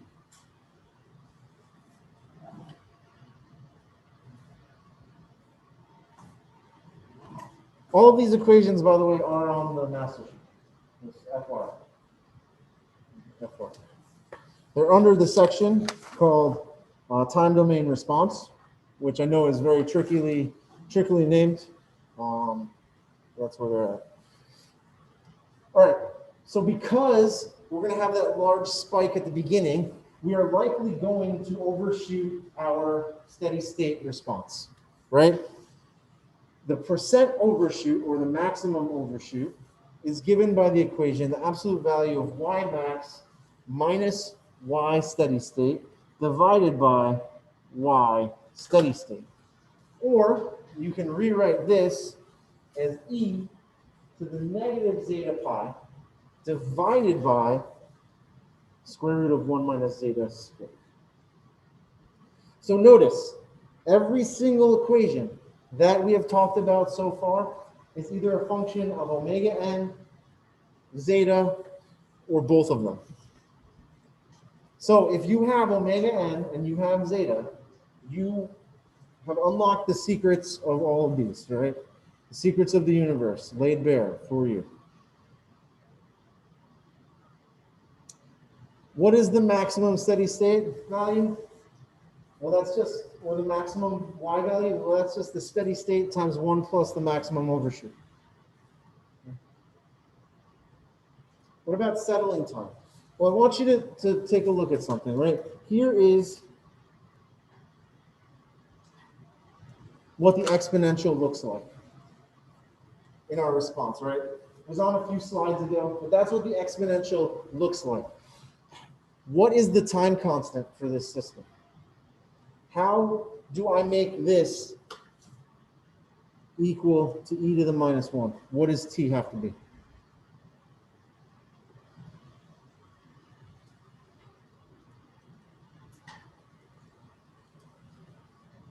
If you're looking at that equation, how do I get e to the minus 1 here? Is T 0? I don't know, kilo. No. No. It's not 0. That would make it e to the 0. Yes, Blake. It is 1 over zeta times omega. That means that that's the time constant. And also, if we're talking about settling time, right, which is the time to reach and remain within plus or minus 2% of steady state, we get T sub s is 4 over zeta omega n, which is just 4 times my time constants, right? So the definition of time constant hasn't changed, right? Time constant is still the amount of time that it takes us to reach e to the minus 1, right? To reach 36.8% decay.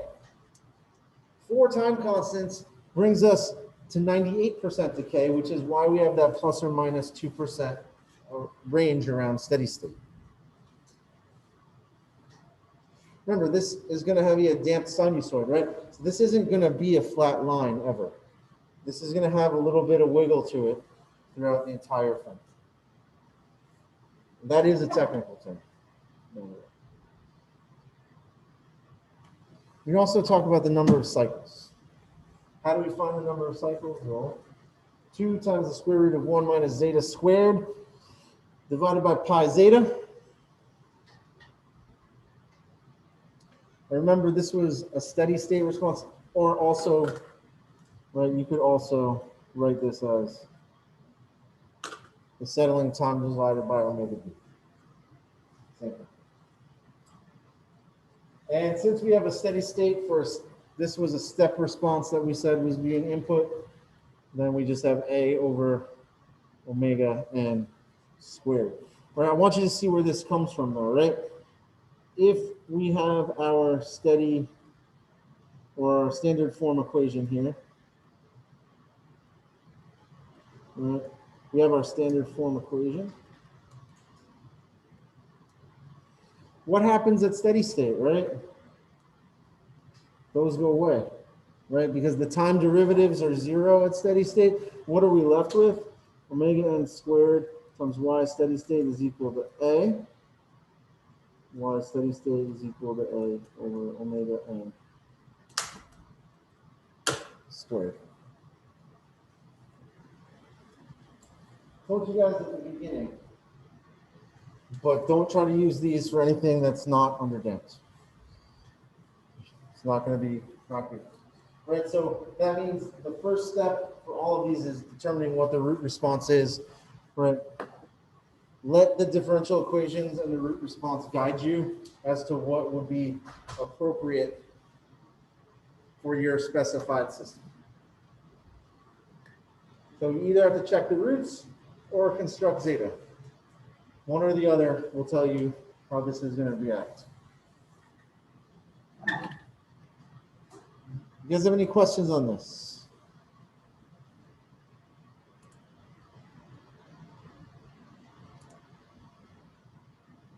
You got anything? Guys, okay. It's a lot. It is mostly plug and chug. Once you find zeta and omega n, you literally go into all those equations and you find all the things. Okay? So we're going to do an example. We're going to do an example. Hey, check out this example. I want to sketch a step response.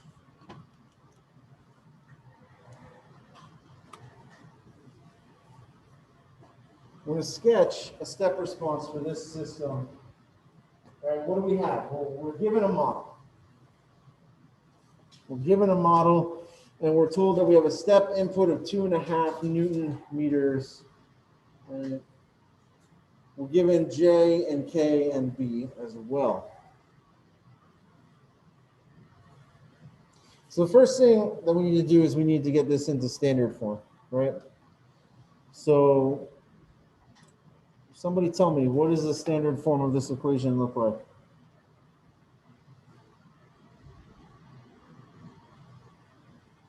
Like 2r squared plus 1.6r plus 65 equals. So Sean, you're giving me the characteristic equation. What's the standard form for a second order equation? How do I get from this into my standard form? Exactly, thank you. Divide out by the mass, right? Divide out by 0.2, by the inertia.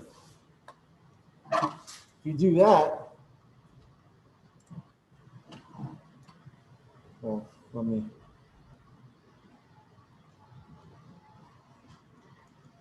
Five times. All right, so if I divide by 0.2, this is what I'm left with. And now this is in standard form, right? And that's really important, right? Because remember, standard form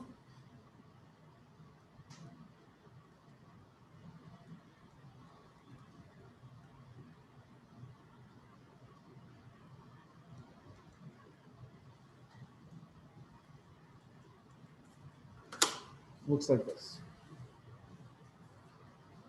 So we can pull some parameters directly off here, right? And remember, there's a couple of things. Yeah, what's up, Olivia? No, 65. Is there a point there?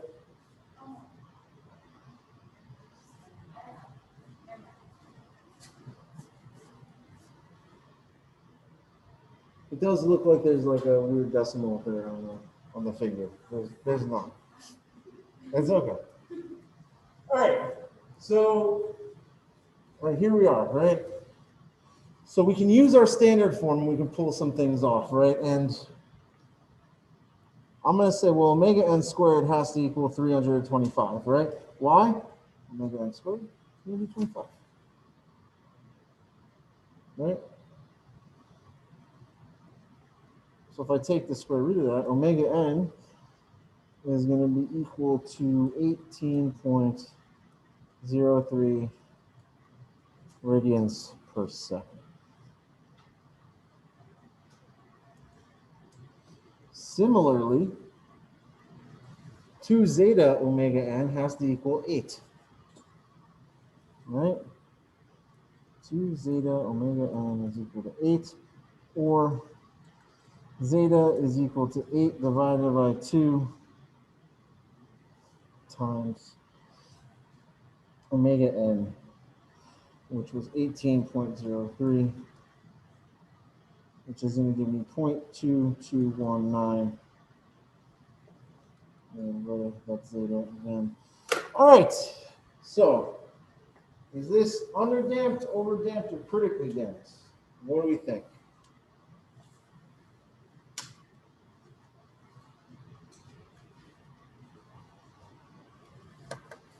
Underdamped, overdamped, or critically damped?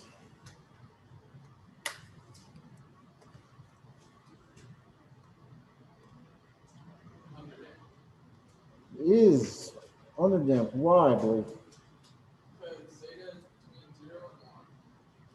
So exactly right, because zeta is between 0 and 1, so it is underdamped. That's really good news for us, because we just laid out all of those equations that we can use if we have an underdamped system, right? So we're going to be able to use all those. I'm just checking the roots right now just to see. Right? If you had done it by checking the roots,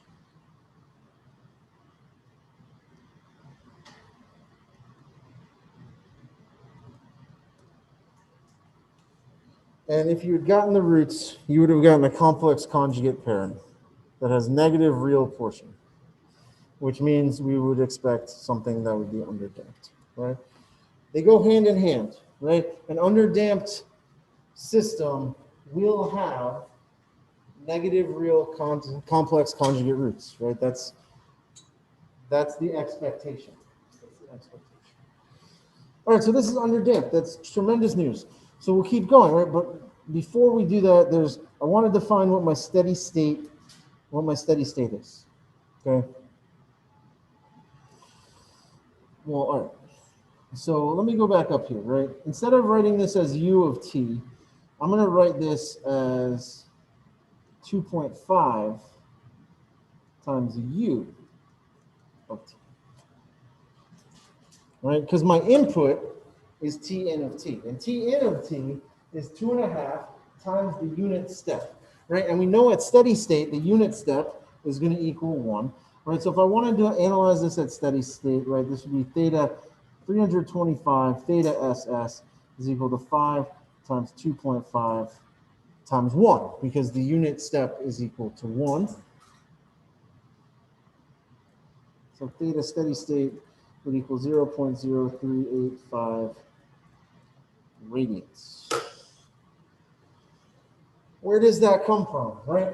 You take our equation, theta double dot plus 8 theta dot plus 325 theta is equal to 5 times 2.5 times u of t. And I'm analyzing this at steady state. At steady state, what happens? Yes, the theta dot and the theta double dot go away. You're left with 325 theta at steady state is equal to 5 times 2.5. We know that the unit step is equal to 1 at steady state, so that becomes 1. And then we just solve for theta SS. Okay, so now we have a steady state value. Excellent. Now, we're going to plug and chug the rest of our performance criteria, right? So let's do that. So let's plug and chug this, right? The next thing we're going to do is we're going to find our peak time. T sub p. T sub p is pi over omega n square root of 1 minus zeta squared, which if we plug in everything, we'll get 0.1787 seconds.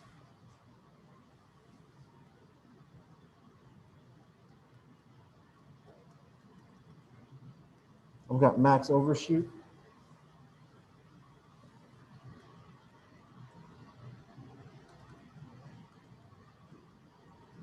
Maximum overshoot is equal to zeta e to the zeta times pi divided by 1 divided by square root of 1 minus zeta squared.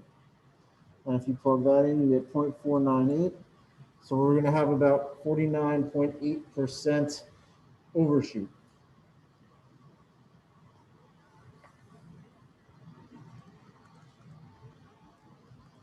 Settling time. By definition, on the previous slide, we had this. Settling time becomes 1 second. What does that mean that tau is?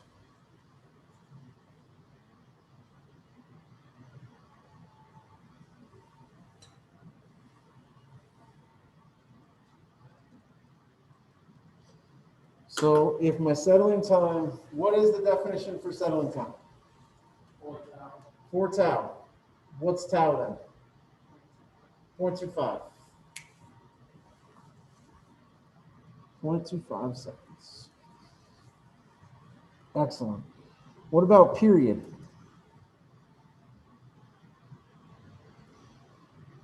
That's 2 pi divided by omega n square root of 1 minus zeta squared. That's going to give us 0.3574 seconds. Number of cycles, n is 2, 1 minus zeta squared, divided by pi times zeta, which is going to give me about 2.8 cycles. So we're going to have about 3 peaks. Like 3 peaks. The one thing that we haven't calculated yet is theta max, right, which is theta steady state times 1 plus maximum overshoot.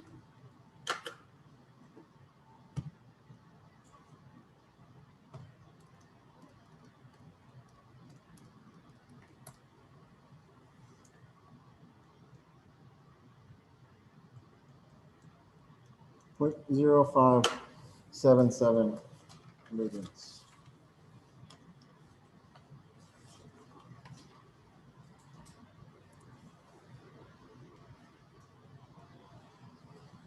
Okay.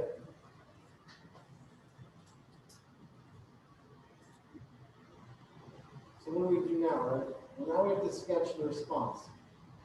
And I didn't give you any nice rules like we did the last time, right?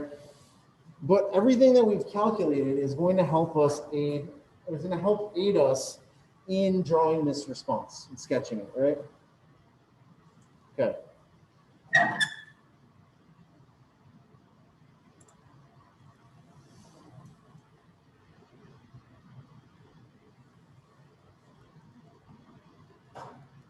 Time in seconds, theta in radians.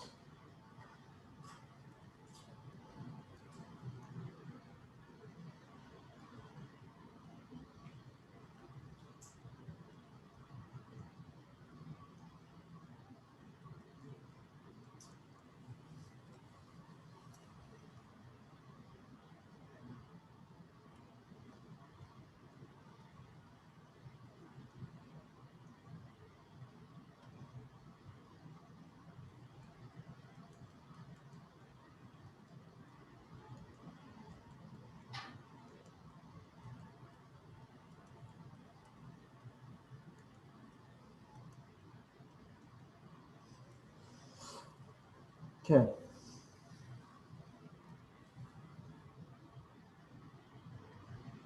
Let's start with our steady state. Steady state was about here, 0.038-ish. That's going to be theta steady state. Our maximum was almost 0.06, right?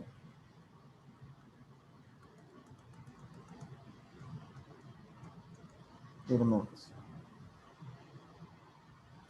My time to peak was 0.167, I believe, 0.17-ish.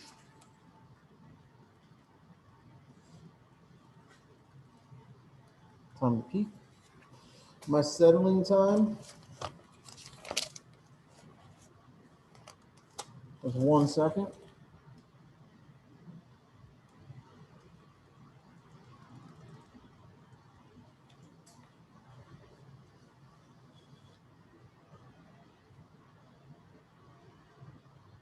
Okay, my number of cycles, right, was 3.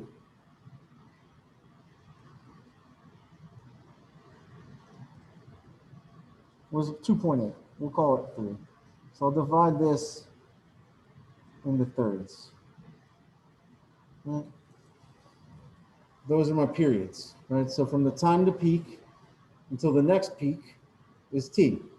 And this should happen 3 times because I have 2.8 cycles, right?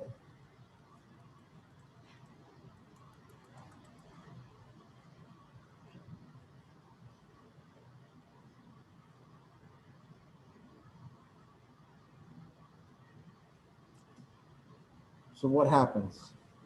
We're going to start at 0. We were told that the system is near initially of no energy. I'm going to reach a peak here. But that's my first peak. So I've got something that looks like this. When it comes down, this needs to hit peaks here, here, and here, right? Every time I go through a period, I should hit another peak.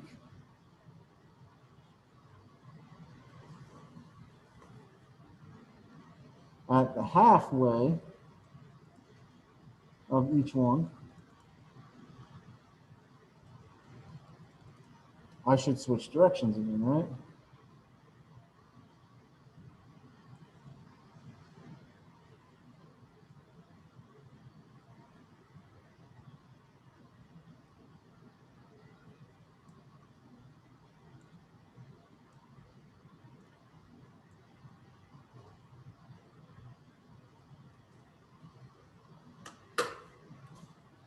So it should look something like that. Is this going to be exact and something that, you know, you're going to get data off of and base analyses off of? No. Is this going to get you in the ballpark? Yes. Is this going to give you a good feeling for how the system should respond? Absolutely. This is a quick and dirty method. So in this day and age of having all these sophisticated computer programs, why even bother drawing this by hand, right? Well, a couple of reasons. First of all, you get a good idea of how things are supposed to look so you can check it against your simulation, right? And if they don't look the same, you need to figure out why. Secondly, there do exist conditions in which you will not be able to use a computer to do things in the real world. Right? Sometimes you just don't have them. We talked about it a little bit, like you're on a long flight, you don't have a battery charger, right?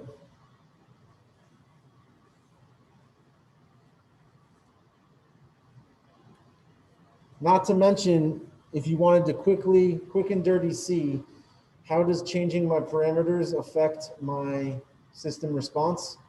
You can do it pretty quickly with this. Right? Okay. You guys have any questions? It's literally taking the parameters that we defined, right, with our equations.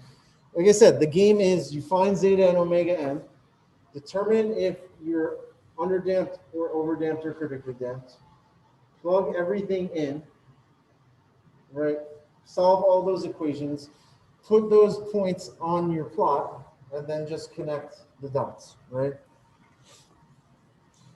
Next class, I will produce the MATLAB check for this because I didn't do it yet. Well, I did it. I just didn't put it in my slides. So I apologize. But next class, I'll show you guys the MATLAB. Phone. Oh boy. Oh no. Thing. It's a preemptive thing today. Okay. So, right. So what are we doing? You guys have any questions on this, right? So what we're going to try to do next week is we're going to learn how do we take this problem and do it in reverse. If I were to hand you the system response output plot, could you do this in reverse and figure out performance or figure out K, B, and M based off of what is on this plot? The answer is yes. We're going to go over how to do that next week. You guys have any questions on this? No? Yeah, I think I have. Feeling okay? I actually have one. Where does the so we got the peak time and then the overshoot? How would that help us graph it? Like, where did that come into play? Like, I understand what they The are, overshoot? but like literally on the graph, like where would I like draw a line saying, okay, this is the overshoot?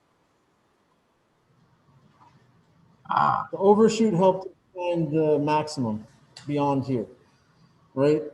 So we knew what steady state was, and we know the overshoot. So theta steady state or theta max is equal to steady state okay, times 1 plus max. gotcha. What was Okay, the other one? peak time. This is the peak time, right here. That first peak. Oh, okay. Wait, then where was the? Oh, and then the period is just in between the settling time and the peak time. The period is just my peak to peak time, right? So it's right. Think of a sine wave, right? The period of your sine wave is the time that it takes you to go from the peak of one wave to the peak of the next, right? Oh, okay. Oh, okay, I see. Sorry, there's just different ways of looking at it. Gotcha. Yeah. Okay, thanks. So, okay. Anything else, Sean? Did you have something? Yeah, and to go back to the first one, so where does 5 All right. Where does which one come from? the 5 All right, 5u of t. Got it. So where does the 5u of t come from, right? So when I divide out by m, right? If you divided by m here,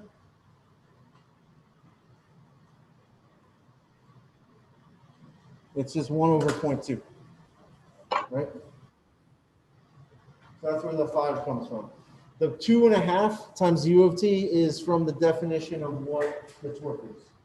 But remember, when you divide out, you have to do it across both sides, right? Question. Okay. Anything else? Sounds good. Perfect. Crushing it, guys. We're crushing it.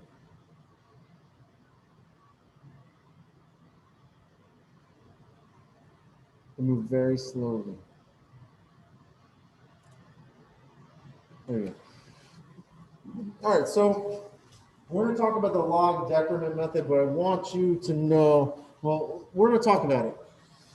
I'm not going to really have you do this at all for anything, but it's important to understand why we're going to do it. So it's really easy to understand, right, how you determine the mass of something and how you determine like the spring constant, right? But the damping coefficient is very difficult to ascertain, right? It is the most difficult parameter to estimate. And this is because you can't use a static test to do it, right? I can't just put a damper in the instron or the admet and stretch it and measure the velocity, right? That's not how it works. What I have to do is I have to do a dynamic test. And in the spirit of standards, right, you could use the seat suspension system from the ASME article in the appendix of the textbook, chapter 11. Or we can perform a dynamic test where we measure the decaying sinusoid or the impulse response. We're going to provide a sudden and short impulse to something, and we're going to measure it. So in that case, right, we have something that looks like this, right? Consider the impulse response, right? This would be the measure from a dynamic system. There's some damp frequency that's easy to estimate, right? Because it's just 2 pi over the period. You can pull the period off of the plot, right? You know 2 pi is a constant, so you can just come up with omega d right off the spot. Okay, this is my impulse response down here, right? So what do? The next thing that we're going to do is we are going to take the ratio of our concurrent peaks, peak 1 over peak 2. If you do that, you can determine the responses, right? Divide them. You end up with e to the zeta omega n times the period. Okay, that's great. That's great. So what do we do now? Well, I really don't like having exponentials in my equations. So I'm going to take the natural log of both sides. Right? I'm going to take the natural log of both sides.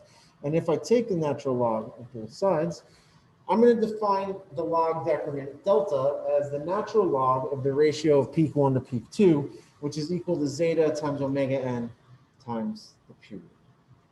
Okay, we can substitute in for the period using omega d is equal to omega n times the square root of 1 minus zeta squared, right?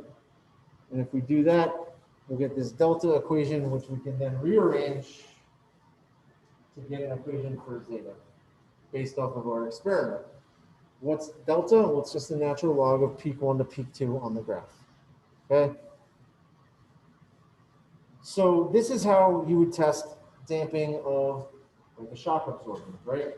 You smack it with an input, then you watch how the decaying response changes, and then you do this, right?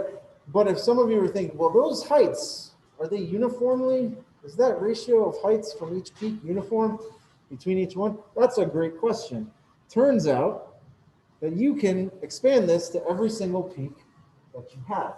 Okay? So you're going to basically take the average log decrement, which is 1 over n times the natural log of x1 divided by x to the n, x of n plus 1. Okay? And then you just plug that delta in over here.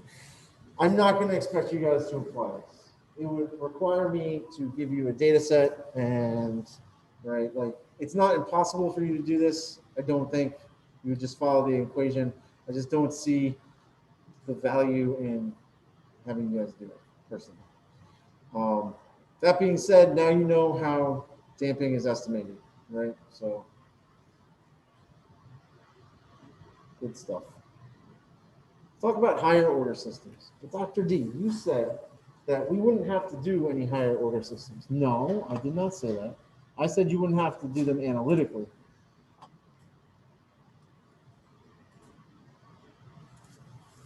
I said you wouldn't have to do them analytically.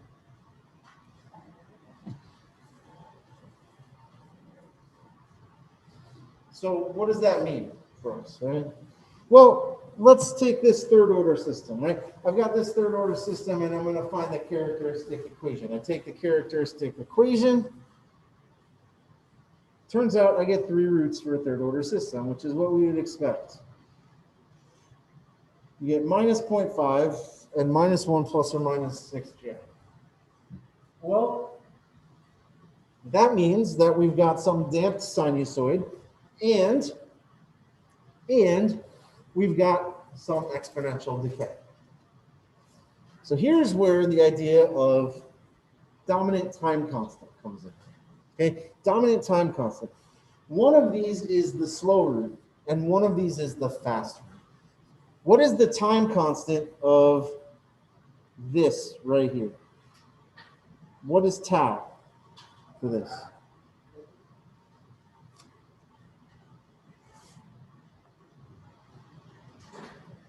What's tau for the first one? Tau 1. What is the time that you need to put in there to make e to the minus 1? 2. It's 2. 2 seconds. What about the second one? What's the time that I need to put in there to make e to the minus 1? 1. The larger time constant means that it's a slower root. What do I mean by that? It's going to stick around longer. Talk about settling time. The settling time for the first one is 8 seconds. Settling time for the second one is 4 seconds. So it's going to be around much longer. So it's going to drive the response. The dominant time constant is the slow time constant. It is the one that is going to stick around longer, right? The other root, that sinusoidal root, decays quicker. So the response won't be there as long, right? So as it turns out, if we can figure out what the dominant time constants are, we can reduce any higher order system into first and second components. There's no such thing as a third order response. A third order system is a second order response plus a first order response. A fourth order system is a second order response plus another second order response, or maybe a second order plus two first orders, or maybe four first orders added together, right? That's what it is. There's no such thing as beyond a second order response that we can characterize, okay? We can determine which root is dominant, and if it is significantly faster, sometimes an order of magnitude faster, we can just roll with a reduced order model, and turns out we will get pretty good dynamic viability from it, right? So in this case, we could run with a first order model and see if that gets us a decent enough solution instead of having a third order model. And we know how to handle a first order model. We just need the time constant, slap some paint on it, and you're good to go, right? Figure out what your steady state is. Draw the curve. Where did you start? Your steady state, draw the curve. Done.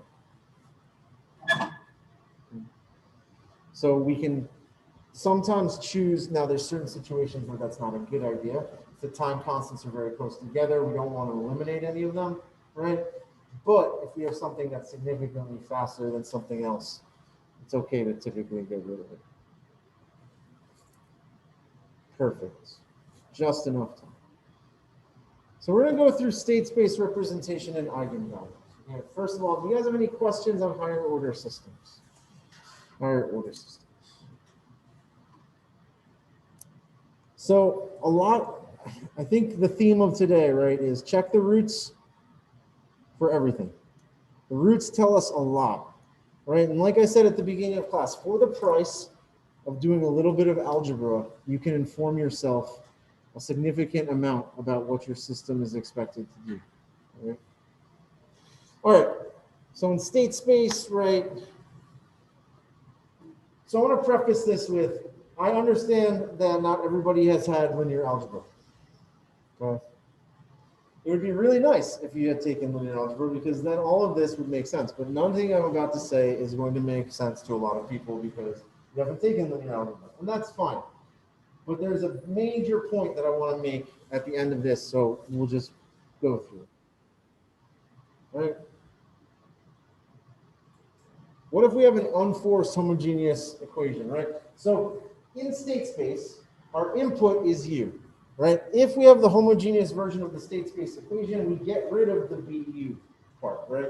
We only have x dot is equal to ax. And we can rewrite that, and guess what? It's going to take the form of our typical solutions, except we're going to use lambda here instead, right? Great. The time derivative of the assumed solution is x dot of t is equal to lambda ce to the lambda t, right? Or a ce to the lambda t. We move all of our terms to the left-hand side, factor out ce to the lambda t. We're left with lambda I minus a, ce to the lambda t. Remember that ce to the t cannot equal 0, and therefore we take it out and saying that everything else has to. Turns out if we take the determinant of lambda I minus a and set that equal to 0, we can come up with a set of solutions, right? We can expand our determinant, we can come up with the characteristic equation, and we can come up with a set of solutions that satisfy this equation, also known as the eigenvalues. Right? The eigenvalues provide information about the natural or the free response. Turns out that the characteristic equation, the roots of the characteristic equation are equal to the poles of the transfer function, are equal to the eigenvalues. You're asked to find the eigenvalues, you're just being asked to find the roots. Okay? That being said, you can use MATLAB. If you have a state space representation and you know what your A matrix is, you can use MATLAB and you can type EIG of A, and it will give you the eigenvalues of that matrix.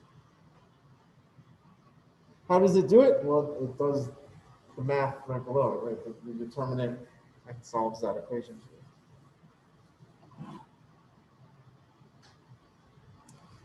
So just for funsies, let's run through one here. Just enough time. All right, so what are the characteristic roots? All right, there's my characteristic equation. I can get the roots, turns out. There we go. But wait, what about the transfer function? Sure.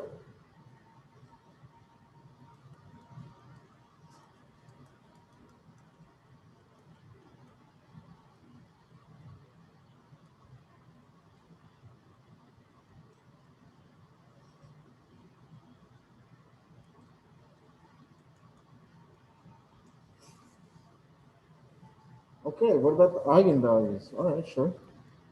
Well, if I need eigenvalues, I'm gonna have to put this into a state space representation.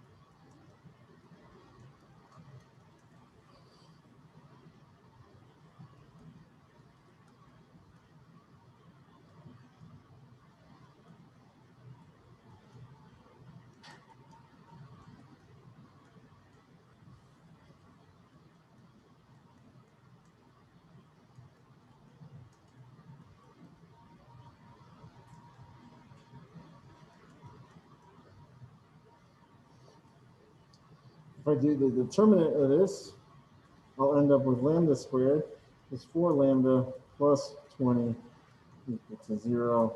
So lambda 1, 2.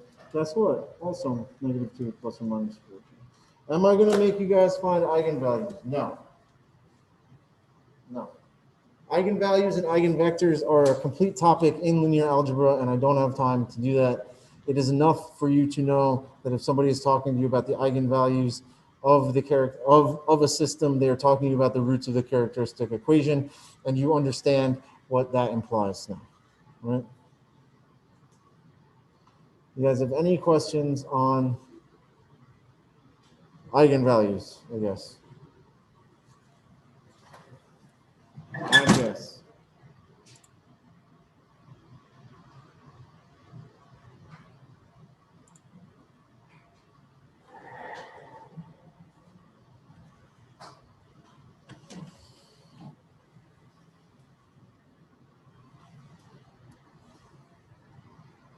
You guys have any questions?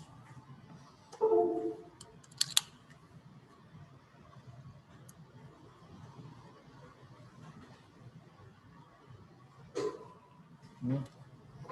Nope. All right. That's it. That's all I got.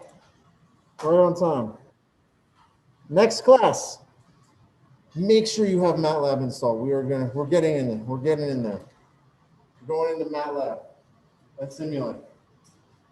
Don't have it? Go on the announcements. There's a link to where you can get it as long as you have a gcu.edu email. Is that linked to a 2020 version? You can get up to 2020B. Okay. I just downloaded 2020B last night. It was great. I tried to get all of the toolboxes and it told me it was going to be 45 gigs. So I backed off on that and just downloaded the ones that I wanted.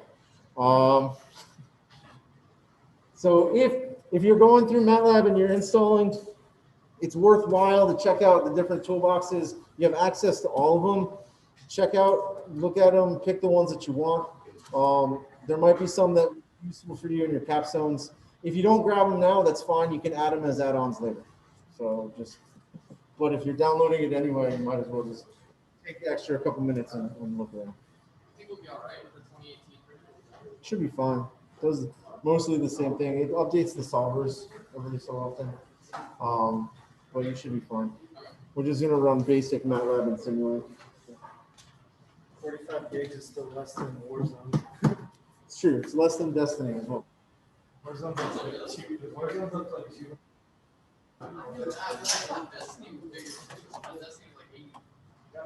Destiny is huge right now. Yeah. Destiny like crazy lately. Drop next month. In a couple weeks, actually. In a couple weeks, drop significantly because they're vaulting a bunch of stuff.